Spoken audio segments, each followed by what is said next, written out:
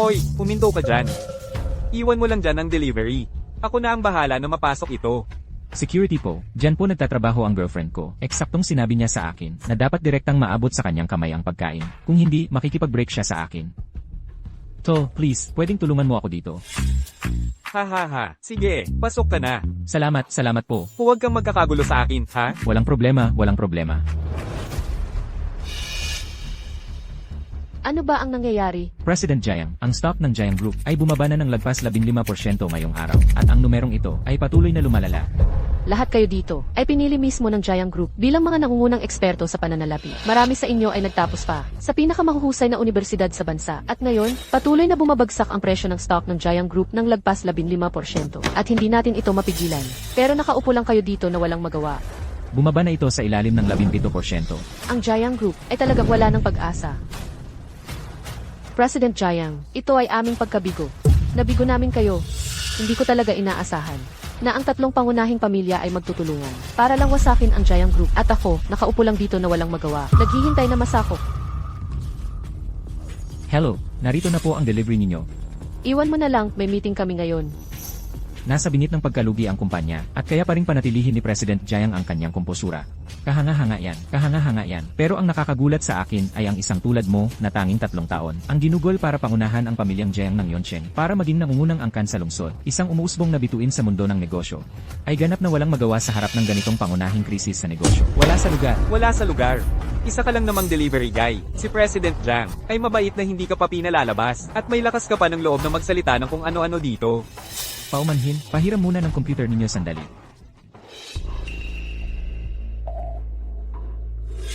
Ikaw, ano ang ginagawa mo? Naglipat ka talaga ng $1,000,000 na pondo ng kumpanya sa ilalim ng pangalan ko. Ano? Security? Nasaan ang security? Narito ba siya para lang gumawa ng gulo para sa atin? Teka, ang presyo ng stock ng kumpanya ay Tumataas na talaga. CJ, mula ngayon, gawin ang sinasabi ko.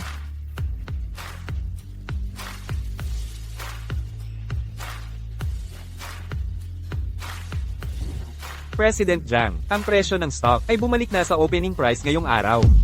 paano mo nagawa iyon? President Jiang, may mga delivery pa po akong kailangang gawin, kaya alis na po ako. Hoy, ikaw.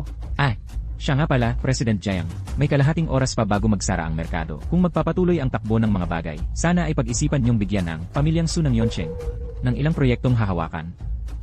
Hoy, ikaw, teka. Sino ka ba talaga? Naabot na ang pinakamataas na limitasyon.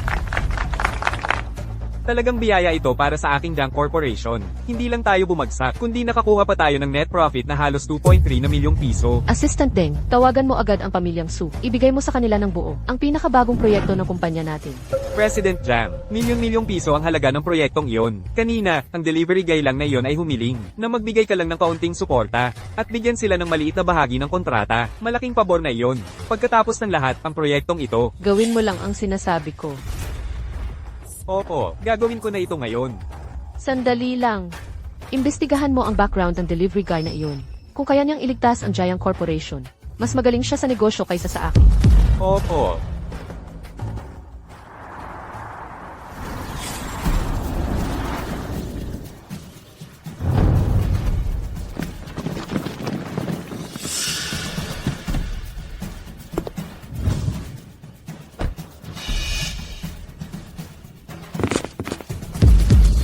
Young Master, tapos na ang 2 taon. Maligayang pag-uwi, Young Master, upang pamunuan ang negosyo ng pamilyang View. Uncle Wu, birthday ngayon ni Menki. Bakit kailangan mong gumawa ng malaking eksena? Para hanapin ako, hindi ba't sinabi kong magpakita ka ng simple lang? Young Master, ang pamilyang Su ay mula sa pagiging ganap na hindi kilala, ay umangat bilang second-tier family sa Cloud City. Lahat ay dahil sa tulong mo sa likod ng mga pangyayari. Ang iyong asawa, si Sumenki, ay naging pinuno na ng Su Group. Panahon na para bumalik ka sa pamilyang View. Uncle Wu, kakakuha lang ni Menki bilang pinuno ng Su Group. Hindi pa matatag ang kanyang posisyon. Ngayon pa siya nangangailangan ng tulong ko. CJ, umuwi na kayong lahat. Kailangan ko talagang i-deliver ang birthday gift ni Menki. Young Master, ang pamilyang View, ang number 1 na pamilya sa buong mundo. At ikaw ang ginintuang anak ng mundo ng negosyo ng Huaxia.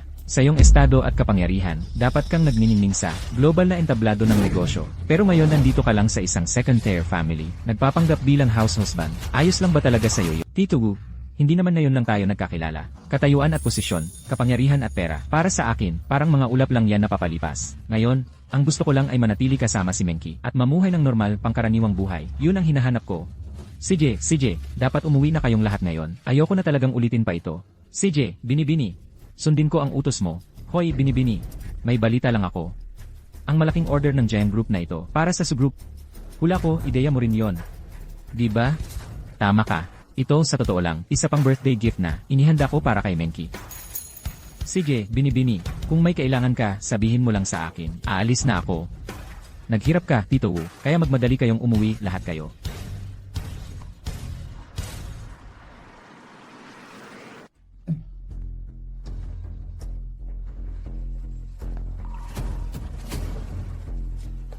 Menki, nandito ka na, at birthday mo rin ngayon. Ito ang regalo ko para sa'yo. Suyay, anong ginagawa mo? Yan ang regalong inihanda ko para sa kapatid ko. Guyan, buti na lang dumating ka. May gustong pag-usapan sa iyo ang kapatid ko.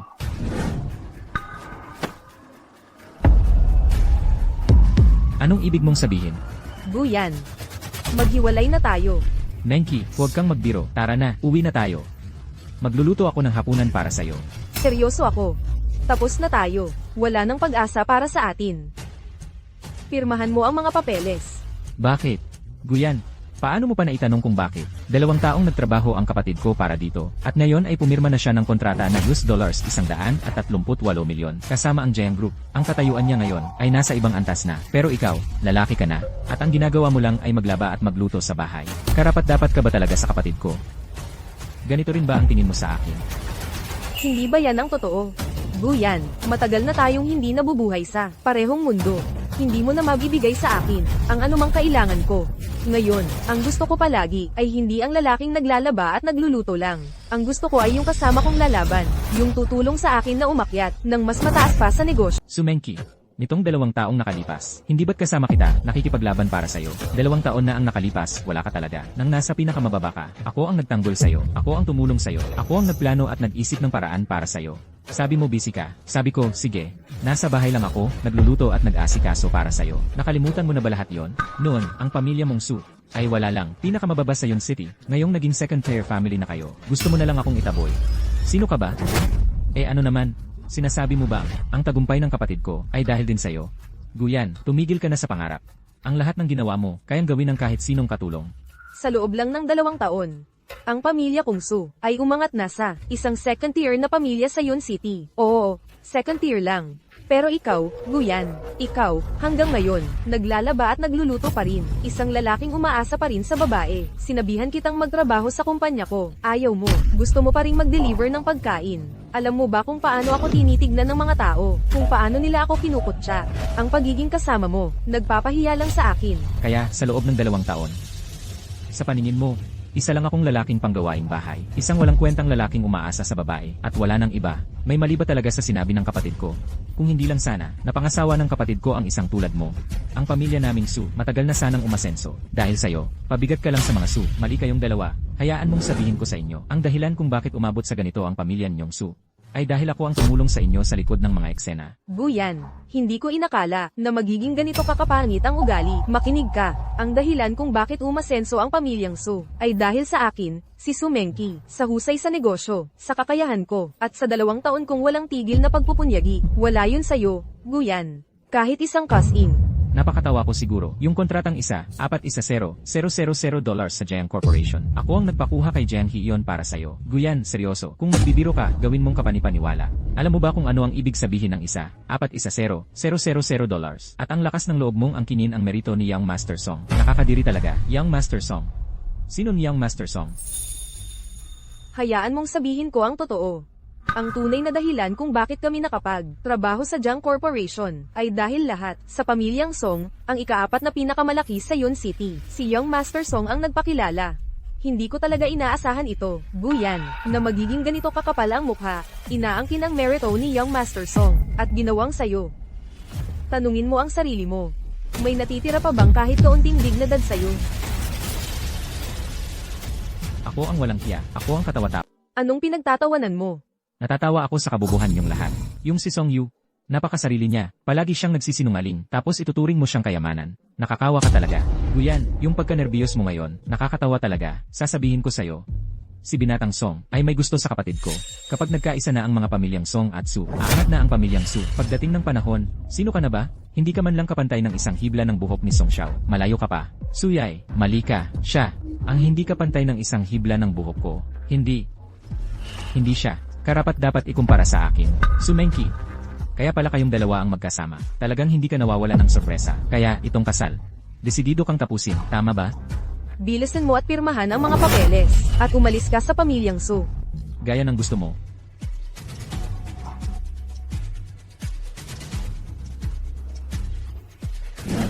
Binibining Su. Sana hindi mo ito pagsisihan. Guyan. 2 taon kang nagluto para sa pamilyang Su. Naglaban ang kanilang mga damit sa loob ng 2 taon. Kaya siguro may natutunan ka ng konting kasanayan. Lumabas ka, humanap ka ng kahit anong trabahong pang-alila. Maaari kang kumita ng mga 40,000 hanggang 60,000 kada buwan. Para kahit papaano ay makabuhay ka. Huwag na. Mag-asawa naman tayo noon. May 400,000 pesos sa card na ito. Kunin mo at gawin mo ang gusto mo. Mas mabuti pa yan kaysa mag-deliver ng pagkain. 400,000 pesos. Kaya sa paningin mo, ang lahat ng ginawa ko nitong 2 taon ay 400,000 pesos lang ang halaga. Tama ba?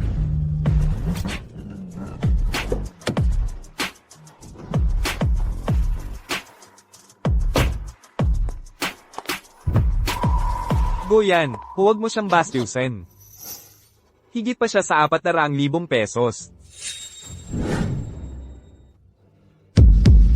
Ikaw ay walang halaga. Hindi ba't sinusubukan mo lang makakuha ng dagdag na pera mula sa pamilyang So? Sige, may 4 na milyong piso sa card na ito. Perang hindi mo kailanman makikita sa buong buhay mo. Kunin mo ang pera at umalis ka na. Ang perang ito ay walang halaga sa akin. Wala akong pakialam sa kahit anong pera mula sa pamilyang Su. Aalis ako ng walang dala. Sige, mabuti. Ngayong napirmahan na ang kasulatan sa diborsyo, bilisan mo at umalis. Tigilan mo ng amuyin ng hangin ng pamilyang So. Yung amoy ng kahirapan na nakadikit sa'yo. Nakakasuka talaga. Gusto mo bang mamatay? Guyan, nawawala ka na ba sa sarili mo? Naglakas loob ka talagang manapak kay Binatang Ginoong Song. Sawa ka na ba sa buhay? Ang kontratang ito na nagkakahalaga ng 10 milyong dolyar. Ako ang nag-utos kay Jiang Hina. Ibigay ito kay Sumengki. Sinasabi mo, ikaw ang nag-ugnay sa lahat at tumulong para makuha ang deal na ito. Hindi ka ba dapat bubugin dahil dyan? 2 taon kang nakitira sa iba, at malamang nawawala ka na sa sarili mo. Ano? Alam mo ba kung ano ang kahalagahan ng deal na 10 milyong dolyar na ito para sa aking Su Corporation? Walang kwenta. Akala mo ba karapat-dapat ka pang tawagin sa pangalan si President Jiang? At naglakas loob ka pang nakawin ng kredito ko? Sino ka ba talaga? Alam mo ba kung sino talaga si President Jiang? Si President Jiang ay isa sa 10 pinakamahuhusay na negosyante sa larangan ng negosyo sa China na ang halaga ay mahigit 10 milyong dolyar. Ang isang tulad mo, hindi na nga lang makakuha ng kontratang 10 milyong dolyar. Hindi ka man lang karapat-dapat na makita si President Jiang kahit isang beses. Hindi ko na kailangang magsalita pa. Kung karapat-dapat ako, o kahit kilala ko siya, makikita mo kapag nangyari na ang seremonya ng paglagda. Alam mo pala na may seremonya ng paglagda? Sayang lang, ang isang tulad mo, malamang hindi man lang makalapit sa pintuan. Gusto kong makita kung gaano kakapal ang mukha mo sa harap ng lahat kapag nangyari na talaga ang paglagda. Kung gayon, tingnan natin kung sino talaga ang huling tatawa. Sige, Menki, huwag na nating sayangin ang salita sa mga taong ganyan. Ang seremonya ng pagpirma ngayong araw, naayos ko na ng maayos ang lahat. Halika na, dadalhin kita para tingnan ito. Yuge, salamat. Tara na. Sige.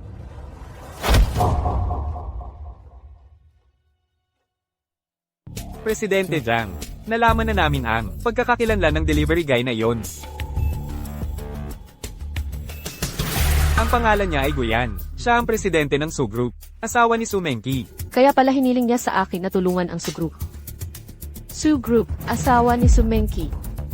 Nagde-deliver nga ng pagkain sa Jiang Group. Nakaka-interes iyon. Presidente Jiang, ang mga tao natin na ipinadala sa Su Group ay nagulat na. Sabi nila pagkatapos ni Sumengki, makuha ang $1,000,000 na order. Ang unang ginawa niya ay maghain ng diborsyo kay Jigo.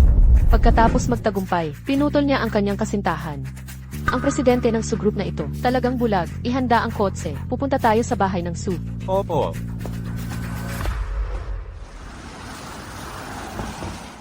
Tumigil ka dyan. May problema ba? Nitong nakaraang 2 taon, ang anak kong babae ay tiyak na binigyan ka ng maraming benepisyo, di ba? Hayaan mong sabihin ko sa iyo. kung paano ka pumasok sa pamilyang Su. Ganoon din ang pag-alis mo. Ngayong araw, huwag mong isipin na kukuha ng kahit anong bagay mula sa pamilyang Su. Sigurado ako na itinago mo na. Ang mga bagay sa iyong maleta, di ba? Bilisan mo at buksan ito. Huwag kang mangarap na kumuha ng kahit ano mula sa aming pamilyang Su. Inatan mo ang iyong bibig. Inatan mo ang iyong bibig. Lahat ng nasa maleta na yon ay akin. Wala akong pakialam sa kahit ano mula sa inyong pamilya. Sa isang taong walang kwenta tulad mo, akala mo ba karapat-dapat ka sa aming respeto? Bakit pa tayo nakikipag-usap sa kanya? Ibigay mo sa akin. Ibigay mo sa akin. Ikaw, Ay, puro lumang damit lang pala.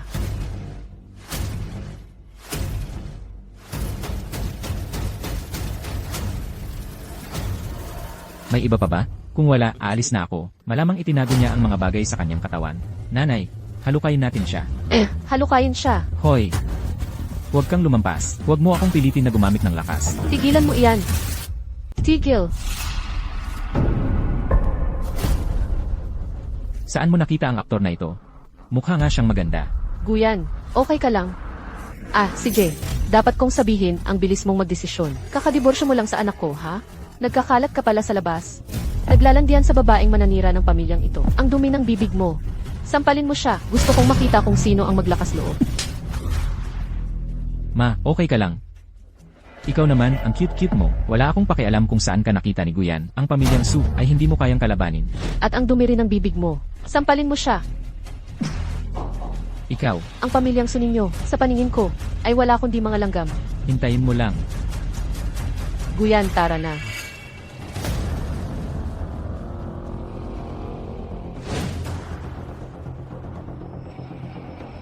Sa pagpirma ng kontrata bukas, maghihintay ako sa'yo. Hintayin yung lahat. Hindi kayo palalampasin ng ate ko. President Jiang, salamat sa pagtulong mo sa akin ngayon. Pero, ang talagang gusto kong malaman ay, paano mo ako nakita? Sana hindi ako masyadong forward. Matapos mo akong tulungan na malampasan ang krisis sa negosyo noong isang araw. Pinahanap kita ng mga tao ko. Hindi ko lang inasahan na ikaw pala ang Sifi ng Su Corporation, ang asawa ni Sumenki. Dati. Hindi na ngayon. Dahil, diborsyado na kayo, at ginawa ka nila ng ganoon. May saysay pa bang ituloy ang kontrata ng Su Corporation bukas? Bakit hindi ituloy? Gusto kong makita kung paano yung songyo na yon ay maglakas loob na nakawin ang kredito sa mga nagawa ko. At kung anong mukha ang ilalabas ni Sumenki. President Jiang, sa tingin mo ba talaga na palalampasin ko ang pagkakataon na umupo lang at manood ng drama?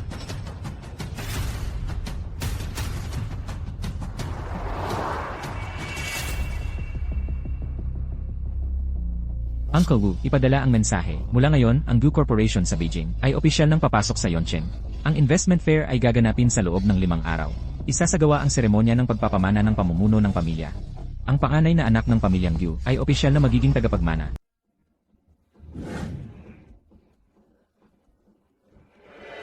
Narinig ko sa kapatid mo na lahat ng dadalo sa signing ceremony ngayon ay mga malaking tao sa negosyo ng Yon City.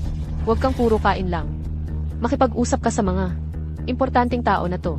At kung sakaling magkasundo ka sa ilang mga heires mula sa mayayamang pamilya, mas maganda pa yon. Gets ko, ma.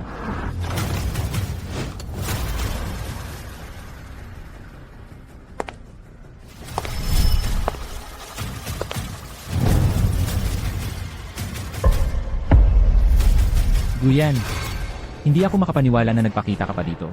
Dapat tingnan mo ng mabuti ang sarili mo. Alamin mo kung anong klaseng tao ka talaga. Akala mo bagay ka sa ganitong event. Dahil lang nagrenta ka ng tuksedo. Akala mo kasama ka na sa mataas na lipunan? Basura pa rin ang basura.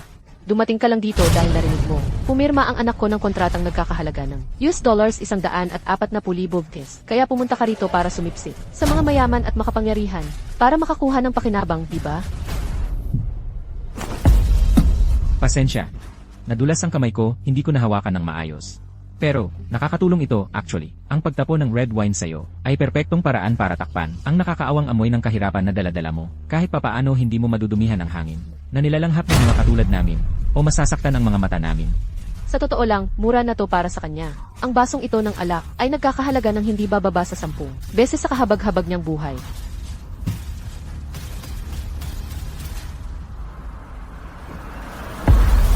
Guyan. Pasensya, nadulas ang kamay ko. Hindi ko nahawakan ng maayos. Gusto mo bang mamatay? Ano yang ingay-ingay na yan? Ang lakas ng loob ni Guyan. Natapunan ako ng red wine.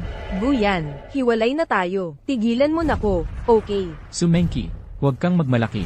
Akala mo, karapat-dapat kang habulin? Kiki, kanina lang hiniwalayan ka nito. Tapos ngayon, nanliligaw na sa ibang babae. At yung babaeng yun, sinuntok ako at ang kapatid mo. Ano?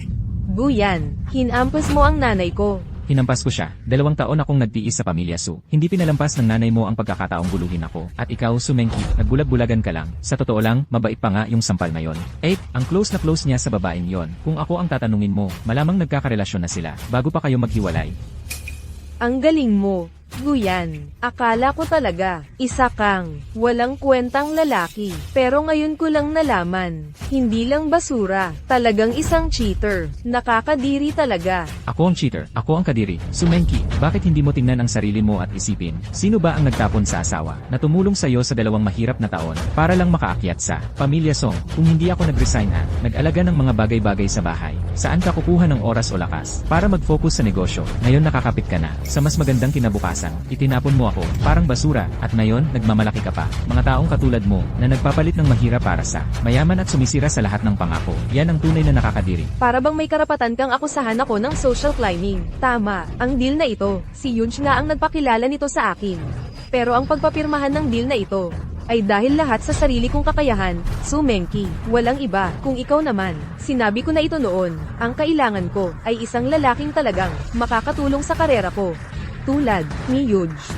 Pero ikaw, ni hindi ka karapat-dapat magbitbit ng sapatos niya. $1 milyon na deal lang, at nahayag na ang tunay mong kulay para makita ng lahat. Sa totoo lang, nagsisisi ako ng sobra. Nagsisisi ako na napansin kita, 2 taon na ang nakalipas. Pero ang lalo kong pinagsisisihan, ay ang pagtapon ko ng malaking kinabukasan ko para sa'yo. Ang pagpapakasal sa pamilyang Su, ang pagganap bilang lalaking sobrang nagtatrabaho, pero hindi pinapahalagahan.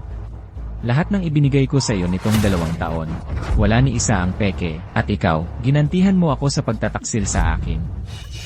Isipin mo nga, Guyan, bukod sa paglalaba at pagluluto, ano pa ba ang alam mong gawin? Parang kailangan talaga ng pamilyang Su, ng isa pang lalaking katulong na tulad mo. Sumenki, may sasabihin ako sa iyo, ang buong karera mo.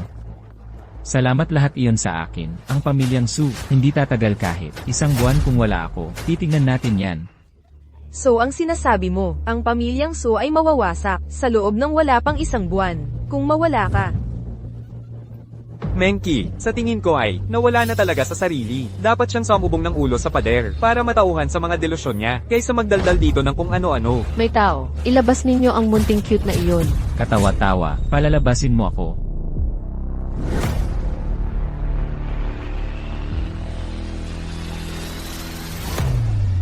Ang pagpirma ng kontratang ito ay hindi maaaring mangyari kung wala ako. Guyan, tapos ka na ba sa drama mo o hindi pa? May sira talaga sa utak mo. Pumunta ka na lang sa ospital at magpatingin ka. Ako pa ang magbabayad ng appointment fee mo. Sapat na ba yan para sa'yo? Una, ninakaw mo ang kredito sa trabaho ko, na ikaw daw ang nakipag-negotiate sa PHP 70 milyon na kontratang yon. Ngayon nandito ka, nagsasalita ng kalokohan sa party ng pamilya Jang. Kaya sabihin mo, anong parusa sa tingin mo ang nararapat sa'yo? Wala ka naman kundi isang asong kalyana. Itinapon ng aming pamilyang Su sa kalsada.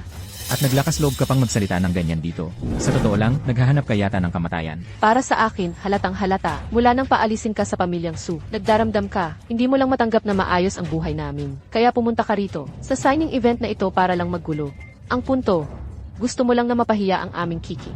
Sa harapan, ng lahat mula sa Giant Group. Guyan, hindi ko inakalang bababa ka sa ganitong level. Kaya dahil lang hiniwalayan kita, gagawin mo ang mga nakakahabag-habag na hakbang na ito para makaganti sa akin. Hayaan mong linawin ko, nauubusan na ako ng pasensya. Nag-asawa tayo. Minsan, papatawarin ko ang kalokohan mo, ngayon lang.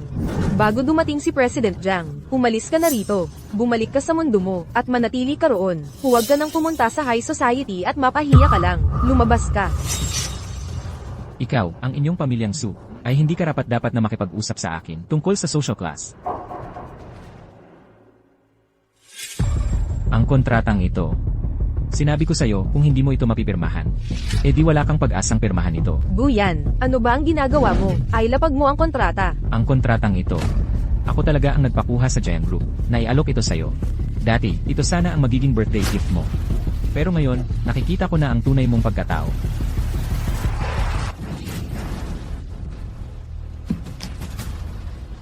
Kung gusto mo ang kontratang ito, malayo ka sa pagiging karapat-dapat. Siraulo, Guyan. Isa kang ganap na siraulo. Sa tingin mo, magagamit mo ang 1.38 milyong dolyar na ito para makipagsiksikan sa isang pangalawang klaseng pamilya. Ang iyong pamilyang Su ay hindi karapat-dapat. Guyan, sa tingin mo ba na, ang pagpuputol lang ng isang kontrata ay talagang makakapigil sa deal ng Jiang Corporation at Su Corporation? Guyan, masyado ka pang knave. Ang mga deal sa pagitan ng malalaking kumpanya ay napakakomplikado. Wala kang paraan para kahit maintindihan man lang ito. Ang aming partnership sa Jiang Corporation ay nakatakda na. Walang paraan na ang ilang pinunit na papel ay makakasira niyan. Ang tanga ay tanga, walang pag-asa, talagang talaga, dahil mahilig ka naman sa paggupit ng kontrata. Ipapaprint ko na lang ba ang ilang libong kopya para sa'yo, para mapunit mo hanggang sa masiyahan ka. Ang mga tao at kapangyarihan ng mataas na lipunan ng Yun City, paano mo maiintindihan ang kahit ano niyan? At naglakas loob ka pang gumupit ng kontrata, iyon ay malaking insulto kay President Jiang. Ikaw, anong parusa sa tingin mo ang nararapat sa'yo? Guyan, sasabihin ko ito sa huling pagkakataon. Bago dumating ang mga tao mula sa Jiang Corporation, umalis ka na rito. Baka may natitira pang kaunting pag-asa para sa iyo. Menki, masyado ka pang mabait. Tingnan mo siya, parang desperado siyang mamatay. Bakit ka pa mag-aabala para tulungan ang isang tulad niya? Kanina lang, ang katotohanang naglakas loob siyang gumupit ng kontrata ng Jiang Corporation. Wala nang sinuman sa buong Yun City ang makakapagligtas sa kanya ngayon.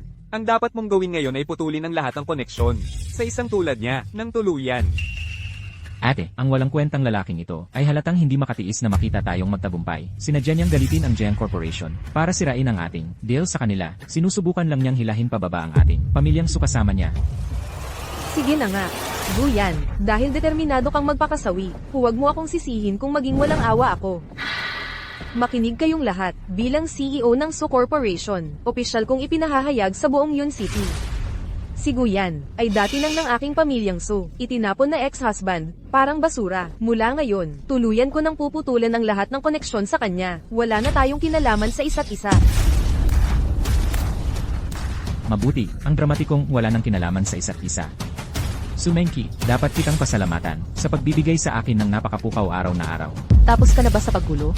May isa, ilabas ang maingay na walang kwentang ito. Sa harap ko, Narito na si Assistant Deng. Anong pinagtatalunan ninyo? Kumusta, Asistante Deng? Ako si Su Menki, CEO ng Su Group. Maaasahan ninyo, personal kong pamumunuan ang aking team upang maibigay itong milyon-milyong dolyar na order ng may pinakamataas na kalidad at sa tamang oras. Pangako ko, hindi namin bibigwin ang Jiang Group. Ito ba ang sinseridad na dala ng inyong Su Group sa ating partnership? Assistant Deng. Iyan ang tao. Nang ahas pa siyang sumingit sa handaan na nagpapanggap na bisita, at naglakas loob pa, na publiko siyang punitin ng milyon-milyong dolyar na kontrata, sa pagitan ni President Jiang at Su Menki. Ang paggawa nito sa harap ng lahat ng elite sa Yun City, ay direktang sampal sa mukha ng pamilyang Su, at kahihiyan kay President Jiang. Ang walang ingat na lalaking ito, ay hindi dapat pabayaan ng ganito. Ang lalaking iyon ay ang dating asawa ko. Nakita lang niya akong magsaysay na sa milyon-milyong dolyar na deal, at dumating siya para magkagulo. Pasensya na at nasaksihan ninyo ang ganitong kahihiyan. Assistant Deng, huwag kayong mag-alala. Agad akong magpapaalis sa lalaking ito. Puro ka na lang salita. Sa totoo lang, ngayon, ang dapat paalisin ay kayo talaga. Assistant Deng, seryoso. Bulag ka ba? Alam mo ba kung sino ang kinakalaban mo? Nang ahas kang galitin si Jigo? Assistant Deng, ako ang pumunit sa kontrata. May problema ba? Jigo, syempre wala pong problema. Ang Su Group ay nakakuha lang ng kontratang ito dahil sa tulong ninyo sa simula pa lang. Ano man ang gusto ninyong gawin dito, ay nasa inyo ang lahat. Ano, imposible yan. Song. Naalala ko, sinabi mo, ang kolaborasyong ito ay nagkakahalaga ng 10 milyong dolyar. Kasama ang Jiang Group, ay isang bagay na inayos mo lalo para kay Kiki. Hindi ko alam kung tama ang hinala ko. Yan ang sinabi niya sa inyong lahat. Pero kung totoo yan, bakit naman? Hindi ko pa nakikilala. Siya hanggang ngayon? Yuge, anong nangyayari dito? Palaging pinahahalagahan ng Jiang Group ang reputasyon nito. Kung talagang assistant siya ng CEO ng Jiang Group sa harap ng ginawa ni Guyan. Lalo na yung pagpunit sa napaka-importanteng kontratang iyon. Paano siya pwedeng manatili lang at hayaan mangyari yon? Kung tatanungin mo ako, sa tingin ko, hindi talaga siya galing sa Jiang Group. Guyan, ang kapal mo naman. Nagdala ka pa ng extra para magpanggap bilang assistant ng CEO ng Jiang Group. Anong ibig mong sabihin? Sinasabi mo bang peke siya? Hindi pwedeng ganon. Kaninang umaga, May tumawag sa akin mula sa headquarters ng Jiang Group para sabihin iyon. Sabi nila, pumasa sa internal review ang proyekto natin. Ganito na lang, tatawagan ko na lang sila para makumpirma. Malalaman din natin ang totoo.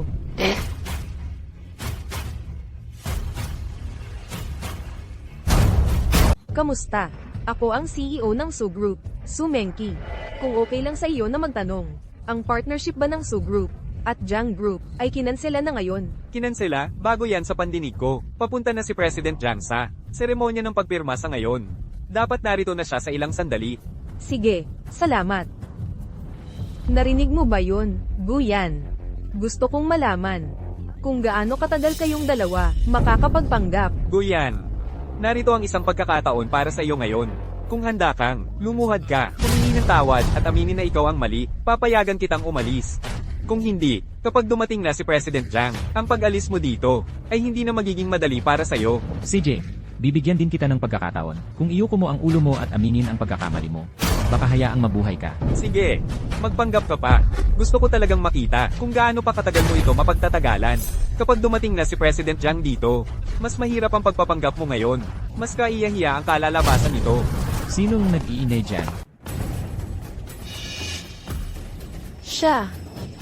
Siya si President Jiang. Ma, nakilala mo na siya dati. Siya yung nasa labas, yung kabit ni Jiang. Ma, huwag kang magsalita ng ganyan. Imposibleng siya si Jiang He. Malinaw na umarkila lang si Guyan ng artista. Nagdrama-drama pa siya kanina. Hindi lang ako sinuntok. Sinuntok pa niya si Ma. Sino ba kayo para magtanong? Ang katayuan ni President Jiang ay hindi ninyo dapat pinag-aalinlanganan. Suyi, seryoso ka bang ganito katanga? Hindi mo ba check online? Siya ang CEO ng Jiang Group, si Jiang He. Agyu, pasensya na sa nangyari. Okay lang. Ikaw ang nagpunit ng kontrata. Hello, President Jiang. Ako si President So ng Su Group, si Su Mengki. Maraming hindi pagkakaintindihan dito. Ang pagpunit sa kontrata ay hindi naman talaga makakaapekto sa ating partnership. Assistant Deng, ikalat mo. Ang partnership ng Jiang Group sa Su Group ay tuluyang natigil na agaran. President Jiang, maraming hindi pagkakaunawaan dito. Pwede kong ipaliwanag. Hindi pagkakaunawaan, ang multi-million-dollar order ng inyong pamilyang Su ay naaprubahan lang dahil sa respeto kay Guyan. Sino ba naman ang mag-aakala na hindi ninyo pinapahalagahan ang biyaya? Ngayon, naniniwala ka na. Ikaw. Ginoong Jiang, sigurado ka bang hindi ka nagkakamali? Isa lang siyang walang kwentang tao, mula sa Lilian. Bantayan mo ang iyong bibig, nakakadiri yan. Sampalin mo siya, sampalin mo. Kapag ininsulto mo si Ginoong Group, ako na mismo, si Jiang He, ang iniinsulto mo. Ginoong Jiang, sa totoo lang, hindi ko maintindihan. Literal na isa lang siyang lalaking. Itinapon ng pamilyang So na parang basura. Isang asawang itinapon, wala nang iba. Bakit siya karapat-dapat sa ganitong kredo? Tumahimik ka, lumuhod ka at humingi ng tawad. Gusto mo akong lumuhad at humingi ng tawad sa isang hamak? Walang pag-asa. Hindi mangyayari yan, hindi sa buhay na ito. Mukhang ang pamilyang Song ay wala nang dahilan para magpatuloy. Bilisan mo at humingi ng tawad. Hindi mo ba nakita ang mukha ni Ginoong Jiang? Galit na galit siya. Guyan, paumanhin. Assistant Deng, ikalat ang salita. Sa loob ng 3 araw, gusto kong ang pamilyang Song ay tuluyang mawala sa Yonshin. Ginoong Jiang, paumanhin. Nagkamali ako. Pakiusap, kawan mo ako at bawiin mo ang iyong uto. Hanggang ngayon, may lakas ka pa ng loob na sumagot-sagot. Sige, sabihin mo ulit. Ang kontratang 10 milyong dolyar, liyahe 1,400,000, original, 100,000,000 ENA sa Jiang Corporation. Ikaw ang nag-close ng deal na yon para kay Sumenki. Sumenki, ito pala ang lalaking sinabi mo. Makakatulong sa'yo sa negosyo mo para umangat. Guyan, talagang nabigla ako. Sa'yo ngayon, sa totoo lang, hindi ko inasahang makakaakyat ka hanggang sa presidente ng Jiang Corporation. Gago ka. Paano mo niloko ang aming Kiki? Presidente Jiang, huwag po kayong magpaloko sa kanya. Sa totoo lang, wala siyang magagawa para sa aming Kiki. Ang tanging dahilan kung bakit siya pinayagan sa aming pamilyang Su ay dahil mabait ang puso ni Kiki at binigyan siya ng biyayang hindi niya kayang kamtin sa 8 buhay. Ang makisalamuha sa kagaya niya, nakakahiya talaga. Guyan, paano mo sinuntok ang nanay ko? Hiwalay na tayo, at at hanggang ngayon bastos ka pa rin. Karapat dapat ka dyan. Sumengki, hayaan mong sabihin ko sa'yo, mula nang pirmahan ko, ang mga papeles ng hiwalayan, ang dating Guyan, ay patay na. Guyan, huwag kang masyadong magyabang. Wala akong ideya kung anong mga trick ang ginawa mo para mapansin ka ni President Jiang kahit 2 beses. Pero kapag ikaw ay sa wakas, naubos na, siguradong itatapon ka ni President Jiang sa kalsada, parang pagtapon ng basura. Pagkatapos, magagawa mo lang gumapang pabalik sa ilalim, mabulok ng dahan-dahan, at hindi na muling makabangon. Menki, ayos ka lang ba? Sumengki, talaga bang akala mo ay karapat-dapat kang magsabi ng mga ganyan? Tulad mo lang, na gumagamit ng ibang tao bilang hakbang, at itinatapon pagkatapos magamit. Ang tiyak na mabulok at mabaho sa ilalim. President Jiang, dapat kong ipaalala sa iyo, huwag kang maloko ng pagpapanggap ng taong ito. Bukod sa pag-ikot sa kalan at paglalaba, wala siyang silbi talaga. Ang pagsama sa kanya ay wala kundi pagbaba ng iyong sariling estado. Isang araw, kapag napagtanto mo na si Guyan, ay higit na mataas sa iyo. Huwag kang umiyak ng may pagsisisi. Hindi ako karapat-dapat para sa kanya, anong katawa-tawa. Pero ikaw, ang makapangyarihang CEO ng Jiang Group, iniwan ang komportableng buhay, para lang pulutin ang basurang itinapon ni Sumengki. Kung kumalat ang balita tungkol dito, hindi ito magiging maganda. Sa totoo lang, kahapon ko lang unang nakilala, si Imlet Gu. Talagang humanga ako, sa unang tingin, pero nang malaman ko, may asawa na siya, napabuntong hininga na lang ako at hinayaan. At saka, dapat kitang pasalamatan, sa pagtigil na, at hindi na pinahihirapan pa, si Imlet Gu. Hindi ko lang maintindihan, ang taong itinuring ng aming pamilyang Su, na basura, at itinapon ng walang pag-aatubili. Paano karapat-dapat ang cute na walang kwentang iyon, sa atensyon ng CEO ng Jiang Group?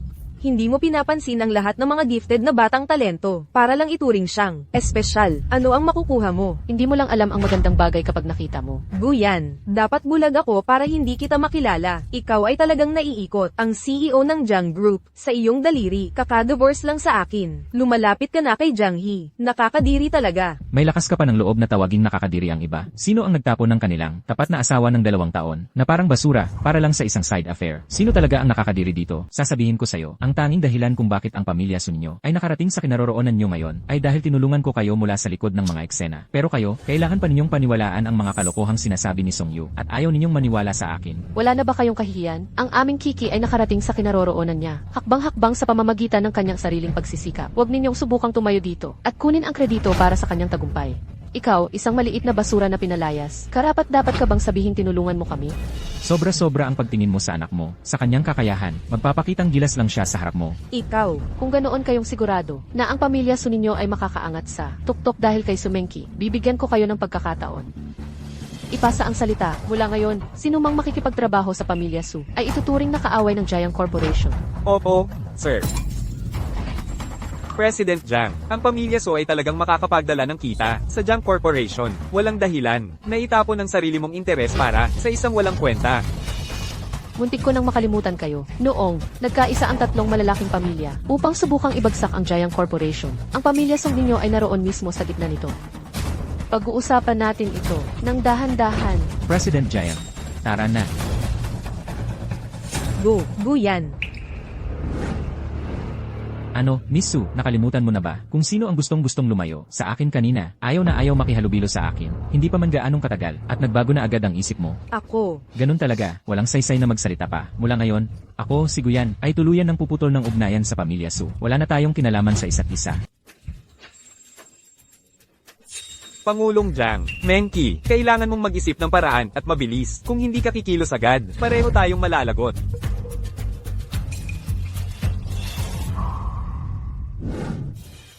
Pangulong Jiang, salamat ulit sa pagtulong mo sa akin ngayon. Wala ayun. Ganun lang talaga. Pero ikaw, huwag mong sayangin ang oras mo sa mga taong ganoon. Hindi mo level yon. CJ. Pero gusto kong malaman, yung sinabi mo kanina na may nararamdaman ka para sa akin. Tunay ba yon o para lang matulungan ako? Kung masyado akong forward, pasensya na. Pero, seryoso ako nang nagpasalamat ako kay Sumengki dahil hinayaan ka niya. Seryoso ako. At seryoso rin ako sa pagiging gusto kita. Tingnan mo. Pangulong Jiang, halos hindi pa nga tayo magkakilala. Kung ang nararamdaman mo para sa akin ay dahil lang sa naitulong ko sa Jiang Corp, sana manatili kang malamig ang ulo. Huwag mong ipagkamali ang isang sandali ng paghanga. Sa tunay na nararamdaman, Nagkamali ako. Pasensya na. 2 taon ko nang inalagaan ang pamilya Su. Nagawa ko na ang lahat ng maaaring asahan. Ngayon, oras na para ako'y mag-focus sa mga bagay na talagang karapat-dapat sa enerhiya ko.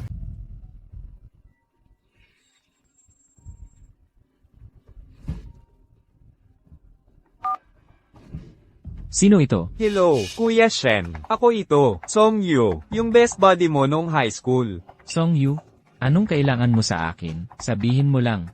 Kuya Shen. Ibig kong sabihin, dapat kitang tawaging, ikalawang ginoo ng pamilyang Go. Narinig ko na sa loob ng 7 araw, ang pamilyang Go sa kabisera, ay magdaraos ng 2 malaking okasyon sa Yuncheng. Ang pagsalubong sa panganay na ginoo, at ang seremonya ng pagpapamana ng puno ng pamilya.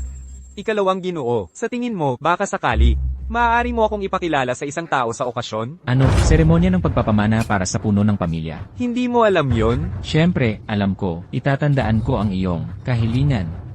Salamat, ikalawang ginoo. Magaling, Guyan. 2 taon na ang nakalipas, pinalayas ka sa pamilyang Gyu. Napunta kang tumira sa pamilyang Su sa Yoncheng. Naging manugang na nakatira sa kanila. Nagpapakalimot lang, hindi ba sapat na ang magpakasarap sa buhay? Pero hindi, kailangan mo pang sumulpot at gumawa ng gulo ngayon. Makipagkumpetensya sa akin. Makikita natin kung sino ang mananaig. Ang posisyon ng puno ng pamilyang Gyu ay akin lamang. Kasalanan lahat ni Song Yu ang manlolokong iyon. Sinira niya ang pamilya nating Su. Ikaw rin. Kung hindi mo ipinilit na si Jiang He ay dinala ng pugi na iyon, hindi naman siguro natin siya lalabangan ng ganoon. Ngayon, tingnan mo tayo. Tapos na ang pamilyang Su. Wala na talaga. Masaya ka na ba ngayon? Tapos na yan. Wala nang saysay ang pag-uusap pa. 8. Ang tunay na ugat ng lahat ng gulo ay yung pogi, si Guyan. Pagkatapos ng eksenang ginawa niya, sa signing ceremony kanina, hindi lang buong Yun City ang natawa sa pamilyang Su. Kung di isipin ng kumpanya ng Jiang na wala tayong kakayahan, kailangan nating pagbayarin siya kahit ano nang mangyari. Tama ang kapatid mo. Kasalanan lahat ng maliit na pugi na iyon. Hindi lang niya ginulo ang deal natin sa mga Jiang. Kung di ngayon ang pamilyang Jiang ay tuluyan ng nag-blacklist sa pamilyang Su. Diborsyo lang naman yan. Kailangan ba talagang ganon? Kailangan ba talagang abutin? Hanggang wasakin ang pamilyang Su. Napakawalang utang na loob niya. Ang maliit na pugi na iyon. 8. Hindi ko talaga maiwasang mahiya. Kailangan niyang magbayad para dito. Tama na. Ang pinakamahalaga ngayon ay kung paano ililigtas ang reputasyon ng pamilyang Su. Ang pagkawala ng $1 milyon na deal. Ang hindi sumisira sa pundasyon ng pamilya natin. Ang pagka-blacklist nila sa atin. Ang tunay na sumisira sa atin. Song Yu, paano ka nagkaroon ng kapal ng mukha para magpakita dito? Bakit mo kami niloko noon? Ang pamilya nating Su ay napunta sa ganitong kalagayan. At lahat ng ito ay dahil sa iyo. Song Yu, noon, hindi ba't ikaw mismo ang sumumpa ng paulit-ulit na ang mga order na $1 milyong ay dumating sa tulong ng mga koneksyon mo sa pamilyang Song para sa akin? Kaya ano na ang nangyari? Sa sitwasyon ngayon, mabuti pang magpaliwanag ka. Sumenki, konsensya mo ang tanungin mo, sabihin mo sa akin. Hindi ba't binigay ko na sa'yo ang lahat ng meron ako nitong mga nakaraang araw, para lang matulungan ka? Ngayong may nangyaring problema, ako ang sinisisi mo? Sige. Menki, huwag kang matakot, at tita, hindi mo rin kailangang mag-alala. Sa ngayon, nakakuha na ako ng mas malakas na backer. Ang pamilyang Jiang, ay wala sa kanila, hindi nila ito pinapansin. Anong backer? Ang pamilyang Go. Sandali, ibig mong sabihin, ang number 1 na pamilya sa China, ang pamilyang Go mula sa Shangjing. Tama, ang pangalawang binata ng pamilyang Go. Siya ang aking magpakailanman ng kapatid sa panunumpa. Formal na niya nang ipinahayag ito mismo. Ako, ang general na manager na ngayon ng Go Group.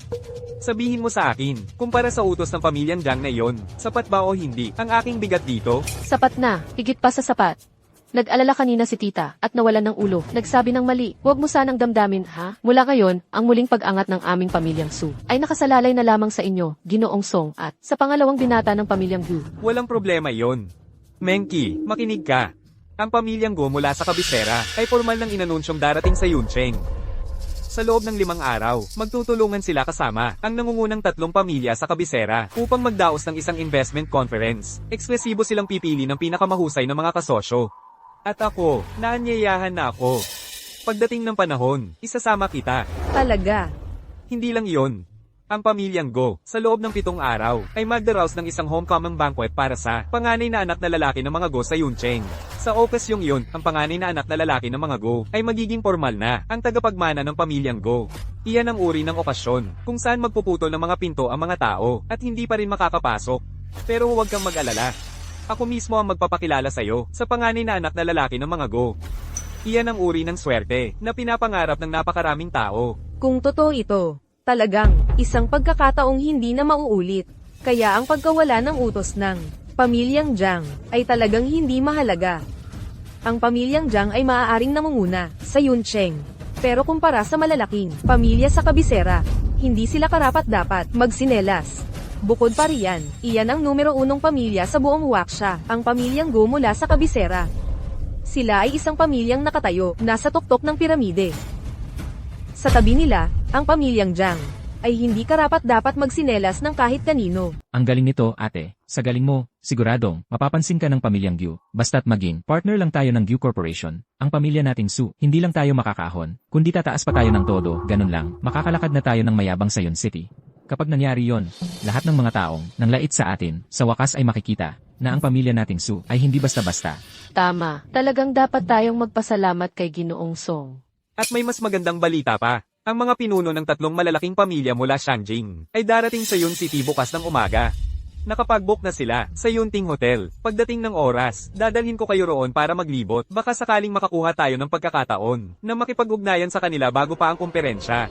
Hindi ba't mas maganda yon kaysa maghintay sa recruitment event? Yuge, pasensya na, nagmamadali lang ako kanina, at hindi ako nag-isip bago nagsalita. Lagi mo naman akong inaalalayan, tapos ako pa ang nag-init ng ulo sa'yo. Kasalanan ko yun, huwag kang magalit sa akin. Menki, bakit mo naman sinasabi sa akin ang mga ganyang bagay? Siyempre naman, tiwala ako sa'yo. Ito'y isang pagkakataon na minsan lang dumarating. Kailangan mong hawakan ng mahigpit. Hayaan mong makita mismo ni Little Cutie. Kahit sirain niya ang kontrata mo, ano nga ba ang magagawa niya? Ikaw, Sumenki, ang magdadala sa pamilyang So, tuloy-tuloy sa tuktok. Mababawi mo lahat ng nawala sa'yo at higit pa. Tungkol naman sa kanya, siya lang ay isang walang kwentang talunan na hindi magtatagumpay. Basura ang basura, walang paraan para makabangon siya mula rito. Ginoong Jiang, ipapara mo na lang sa driver sa tabi. Kakagaling mo lang sa pamilya Su. May matutuluyan ka ba? Walang problema ang ganitong bagay. Huwag mo nang alalahanin, Ginoong Jiang. Ako na ang bahala. Kung gayon, hatid na kita. Salamat sa kabutihan ng iyong loob, Ginoong Jiang. Ngunit bilang ulo ng pamilyang Jiang sa Yoncheng at haligi ng Jiang Group, kung makikita kang kasama ang isang tulad ko, isang bagong dibosyado na kakakawala lang sa pamilya Su. Baka, kunan ako ng litrato ng mga paparazzi at magsulat ng kung ano-anong kwento. Masama ang magiging tingin sa reputasyon ng Jiang Group at sa mukha ng buong pamilya Jiang. Ingat! Ginoong Gyu.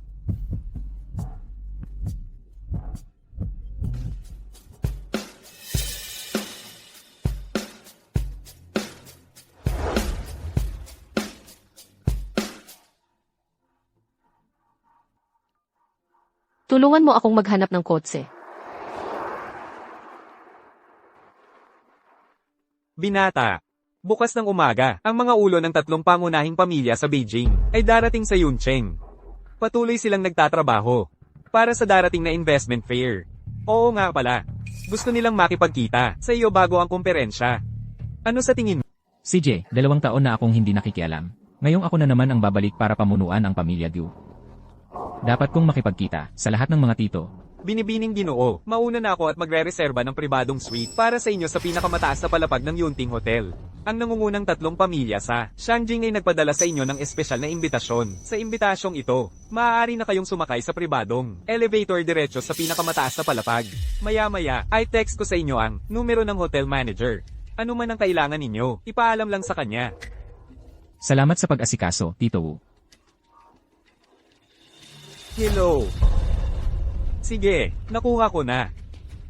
Binibining Ginoo. Sinusiyasat ni Jiang He at ng kanyang mga tao ang aming sasakyan. Hayaan mo siyang gawin ang gusto niya. Kumusta na ang investigasyon? President Jiang, ang sasakyang sinakyan ni Jigo ay pag-aari ni Wooderon, head manager ng Jiang Group, ang tagapangasiwa ng pamilya Go. Chief Steward. Gyu Group. Guyan. Hindi naman siguro ganoon kasimple yon, di ba? President Jiang, pinaghihinalaan mo ba si Jigo ay mula sa pamilyang Go sa Shangjing? Ano sa palagay mo? Sa tingin ko, maliit ang posibilidad. Ang pamilyang Go sa Shangjing ay isa sa mga nangungunang pamilya sa Huaxia. Napakalalim ng kanilang ugat, walang makakapantay. Kung tunay na si Jigo ay isang pangunahing miyembro, bakit siya titira sa Yun City, kasama ang isang pangalawang klase, halos walang kwentang pamilya, at mabubuhay bilang isang ordinaryong, nasa bahay lang na asawa? At saka, kahit na may koneksyon siya sa kanila, malamang isa lang siyang malayong, kamag-anak ng pamilyang Go, walang kakaiba sa kanya. Mukhang tama ka nga. Pero wala sa mga iyon ang talagang mahalaga. Sino man ang kanyang pamilya, ano man ang kanyang pinagmulan, wala iyon sa akin. Ang mahalaga sa akin, ay palaging, ang taong siya mismo. Pasok. Ang tagal na nating hindi nagkita, aking nobya. Ano nang ginagawa mo rito, Young Master Chu? Bakit ang layo ng tingin mo sa akin? Bilang iyong nobyo, hindi ba ako pwedeng dumalaw sa'yo? Nagbibiro ka, Young Master Chu. Naglakbay ka pa mula sa Shangjing, malamang pagod na pagod ka, di ba? Dapat magpahinga ka muna. Ngayon, naparito ako, bilang bahagi ng delegasyon, mula sa 3 pinakamalaking pamilya sa Shangjing. Espesyal kaming narito para dumalo sa business promotion event ng Go Group sa mga susunod na araw. Pero may isa pang bagay. Mas mahalaga pa sa event na yon. Ano iyon? Siyempre, tungkol ito sa pagtupad sa ating kasunduan. Anong problema, Xiaohe? Bakit ka nakakunot noo? Dahil ba yun sa lalaking yun kahapon? Wala akong ideya kung ano nang sinasabi mo. Dahil ikaw ang kumukukup sa kanya, nagkaroon siya ng kapal ng mukha na gumawa ng gulo sa isang signing ceremony para sa $1 milyon na kontrata at nag-ingay ang itinakwil na manugang ng pamilyang So. Ano ba talaga ang relasyon ninyo? Chuk Xiao, hindi ko inaasahang ganito kaka-interesado sa akin. Pero, ano nang kinalaman ng relasyon ko sa kanya? Sa'yo. O kahit sa sarili ko? Jiang He, huwag mong kalimutan. Ikaw at ako ay nakatakda ng magpakasal bilang aking nobya. Nakikipag-usap ka sa ibang lalaki at nagpapalabo-labo ka pa tungkol dito. Chuk Xiao, ika-negatibo 21 siglo na. Yung mga lumang patakaran pa rin ba ang sinusunod mo? Ang kasunduan natin ay maaaring naputol na noon pa man. Jiang He, sasabihin ko sa'yo, maraming babae ang gagawin ng lahat para lang mapalapit sa akin. Para sa kanila, ang maging babae ko ay isang biyayang hindi nila pinapangarap. Anong akala mo? At nagpapakawalang pakialam ka? Dahil hindi tayo bagay. Yun lang. Kung tayo ay bagay o hindi, ay hindi mo desisyon. Ang kasunduang ito ay hindi na mababago. Kahit pa lumagpak ka, hindi ka makakatakas. At bakit naman? Dahil ako ay mula sa pamilya Chu sa Shangjing, na may kapangyarihan at impluensya, na daang beses na mas malakas kaysa sa iyong Jiang, family mula sa Yuncheng. Kung gusto naming lipulin ang pamilya Jiang, para sa aking pamilya Chu, ay kasing dali lang ng pag-angat ng daliri. Chuk Xiao, tinatakot mo ba ako? Xiaohe, nag-init ang ulo ko kanina. Naging sobrang emosyonal ako. Pasensya na, sa totoo lang. 2 dahilan kung bakit ako naparito. Una ay, ang investment conference ng Go Group sa ilang araw. At ang pangalawa ay, ang pag-upo bilang tagapagmana ng pamilya Go sa 6 na araw. Basta't maakit ko ang pansin ni Young Master Go sa seremonya. Ang aking pamilya Chu ay tiyak na angat sa tuktok. Young Master Gu. Ang alamat mismo na gumugulo sa buong mundo ng negosyo sa China. Kilala bilang ang pinili. Yan si Young Master Go ng pamilya Go. Sa pag-upo sa 6 na araw, kung ako ang magre-representa sa aking pamilya Chu at mag-iwan ng magandang impresyon sa kanya. Sinisiguro ko, sa loob ng kalahating taon, ang aking pamilya Chu ay lalampas sa kasalukuyang pwesto namin at magiging ang ika-4 na pinakamakapangyarihang pamilya sa Shangjing.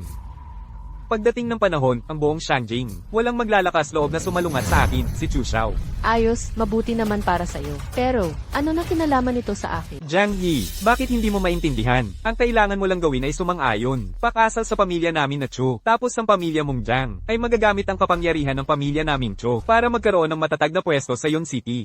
Pagdating ng panahon sa pagbuo ng koneksyon sa Beijing, ako mismo ang maghahanda ng daan para sa'yo, maayos at madali. Sa panahong iyon, lahat ng mga tao sa Yon City na dating hinahamak ang pamilyang Jiang. Sino ang maglalakas loob na hindi ka rumespeto? Sa pagkakaroon ng malaking backer na sumusuporta sa iyo ng ganito, kailangan ko pa bang ipaliwanag ng detalyado kung bakit ito ay napakalaking oportunidad para sa iyo? So, ang ibig mong sabihin, kung ako, si Jiang He, ay papasok sa pamilya mong Chu, bigla na lang akong aangat sa tukto.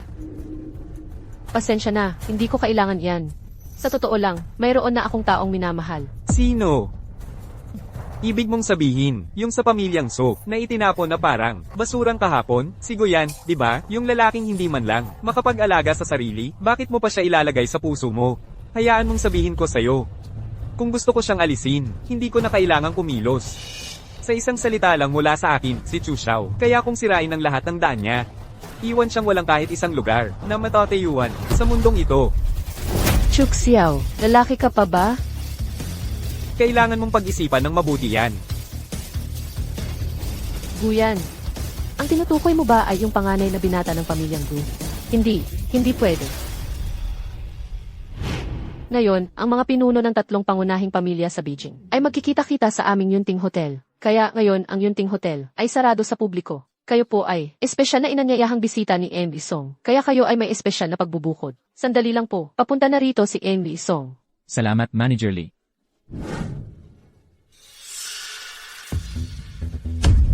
Bakit nandito itong lalaki? Saktong-sakto ang pagdating mo. Hanapin mo siya at pagbayarin mo. Guyan, huminto ka dyan. Bakit saan man ako pumunta, nakikita kita? Ang malas. Guyan, ano ang ginagawa mo dito? Ano, pwede kang pumunta sa Yunting Hotel. Ako hindi. Lahat ng ito ay dahil sa iyo. Sinira mo ang seremonya ng pagpirma, ganap na na-offend ang Giant Group, at ang aming $1,000,000 na kontrata ay nawala na lang ng walang dahilan. Ang aming pamilyang Su ang nagpapakain sa iyo, at nagbibigay sa iyo ng tirahan. Talagang iba ka. Sa publiko, nagpapatalik at nag-aalaga ng kabit. Dinudungisan ang pangalan ng aming pamilyang Su. Seryoso. Ma, hindi na kailangang mag-aksaya ng lakas sa basurang tulad niya. Guyan, akala mo ba, ang pagdikit kay Jianghe ay nangangahulugang may bagong backer ka na? Hayaan mong linawin ko, kumpara sa mga bagong koneksyon na itinatayo ni Isong, para sa amin, ang Jiang Group ay hindi man lang mahalaga. Kapag nakapasok na tayo sa malaking tao na yon, kalimutan mo si Jianghe, kahit ang buong pamilyang Jiang, ay kailangang yumuko sa pamilyang Su. Pagdating ng panahong iyon, huwag kang umiyak at magmakaawa. Ang inyong pamilyang Su ay talagang isang grupo ng mga walang pag-asang, maliit na kababalaghan. Patay na ang kontrata, at naniniwala ka pa rin sa kalokohan ni Song Yu. Guyan, naiinis ka ba sa ating diborsyo o ano? Dumating ka ba dito ngayon, para lang, mapatawad kita? Hayaan mong sabihin ko sa iyo. Tigilan mo ang pangarap, ano ba talaga ang gusto mong gawin? Gumagawa ng pagkakataon. Sumenki, huwag mong papuriin ang sarili mo. Inimbita ako dito ng isang tao. Walang kinalaman sa iyo ang lahat ng ito. Magpanggap ka pa. CJ, inimbita dito ha. Alam mo ba na ngayon ang araw na darating ang mga pinuno ng top 3 Beijing families sa Yongqing at mag-check-in sa Yunting Hotel. Hindi bukas sa publiko ang Yunting Hotel. Guyan, ngayon nagsisinungaling ka na, nang hindi man lang tinatakpan. Alam mo, nakakatawa iyon. Nakakatawa talaga. Pero ang tunay na nakakatawa ay kung paano iniisip ng buong pamilya mo na ang talino nila. Ang cute-cute mo naman. Lagi nyo ngang sinasabi na iginagalang nyo ang top 3 families sa Shangjing. Pero hulaan mo, ako talaga ang inimbitahan nila. Wow, kahit ano talaga sasabihin mo, ano? Akala mo karapat dapat ka pang imbitahan ng top 3 families. Guyan, siguro dapat pakinggan mo ang mga kalokohang lumalabas sa bibig mo. May hangganan din dapat ang pagiging sinungaling mo. Sasabihin ko sa'yo, para sa gabi na ito, ang Yunting Hotel na ito, wala kang ang karapatan na maghakbang kahit isang beses sa loob, at ang lakas ng loob mong magmayabang na inimbitahan ka ng top 3 families. Sa totoo lang, nangangarap ka lang. Ang walang karapatan ay ikaw. Ginagawa mo lang to para pansinin kita sa stunt mong ito, di ba? Seryoso ka ba? Ano ba ang punto? Ang pagkakaiba natin, ang lugar mo at ang sa akin, hindi magbabago, kahit anong gawin mo ngayong gabi. Sa katunayan, lahat ng ito ay lalo lang kitang pinapakita sa akin na katawa-tawa. Huwag mo nang sayangin ang hininga mo sa kanya. Ang mga taong nasa ilalim tulad niya, wala naman kundi mga maliliit at nakakalungkot na trick na ganito. Guyan, dahil sa naging mag-asawa tayo, ayoko talagang makita na mapariwara ka ng ganito. Sasabihin ko sa'yo sa huling pagkakataon. Ang Yunting Hotel ay nakasara ngayong gabi. Sino mang walang kinalaman ay ganap na ipinagbabawal sa loob. Ang lugar na ito ay wala sa antas mo. Hindi ba kayo ang talagang hindi dapat narito? Ang 3 dakilang pamilya ng Shangjing ay hindi mga taong maaari mong guluhin. Isusugal mo ba talaga ang lahat para lang sa hamak na pagmamataas na iyan at magpanggap na ayos ka lang kahit na ikamati mo pa? Sa tingin mo ba, sulit talaga iyon? CJ, dito lang ako tatayo. Tignan natin kung sino ang may lakas ng loob na humawak sa akin, kung sino ang may bayag na kumuha ng buhay ko. Gusto talaga nitong lalaking ito na hamunin tayo. Sobra na ang pagiging patas ni Kiki. Sa iyo, palagi kanyang binibigyan ng paraan, pero hindi mo lang ito na-appreciate. Ako, si Guyan, ay hindi kailangan ng anumang pagbibigay sa kanya. May lakas ka talaga, ng loob, pero gusto kong makita ng sarili kong mata ang itsura mo habang nagmamakaawa sa iyong mga tuhod. May tao. Ano nang nangyayari? Manager Lay, kung hindi ako nagkakamali, ngayon ang araw na mag-check-in ang mga pinuno ng 3 dakilang pamilya ng Shangjing sa Yunting Hotel. Hindi ba ang Yunting Hotel ay dapat ganap na naka-lockdown? Tama, sarado ang Yunting Hotel sa lahat ng mga dayuhan ngayong araw. Paano nakapasok dito ang isang walang kwentang tao? Siya ang basurang itinapon ng aming pamilyang Su. Ang mga taong katulad niya ay nababagay lamang sa mga maruming daga na nakatira sa imburnal.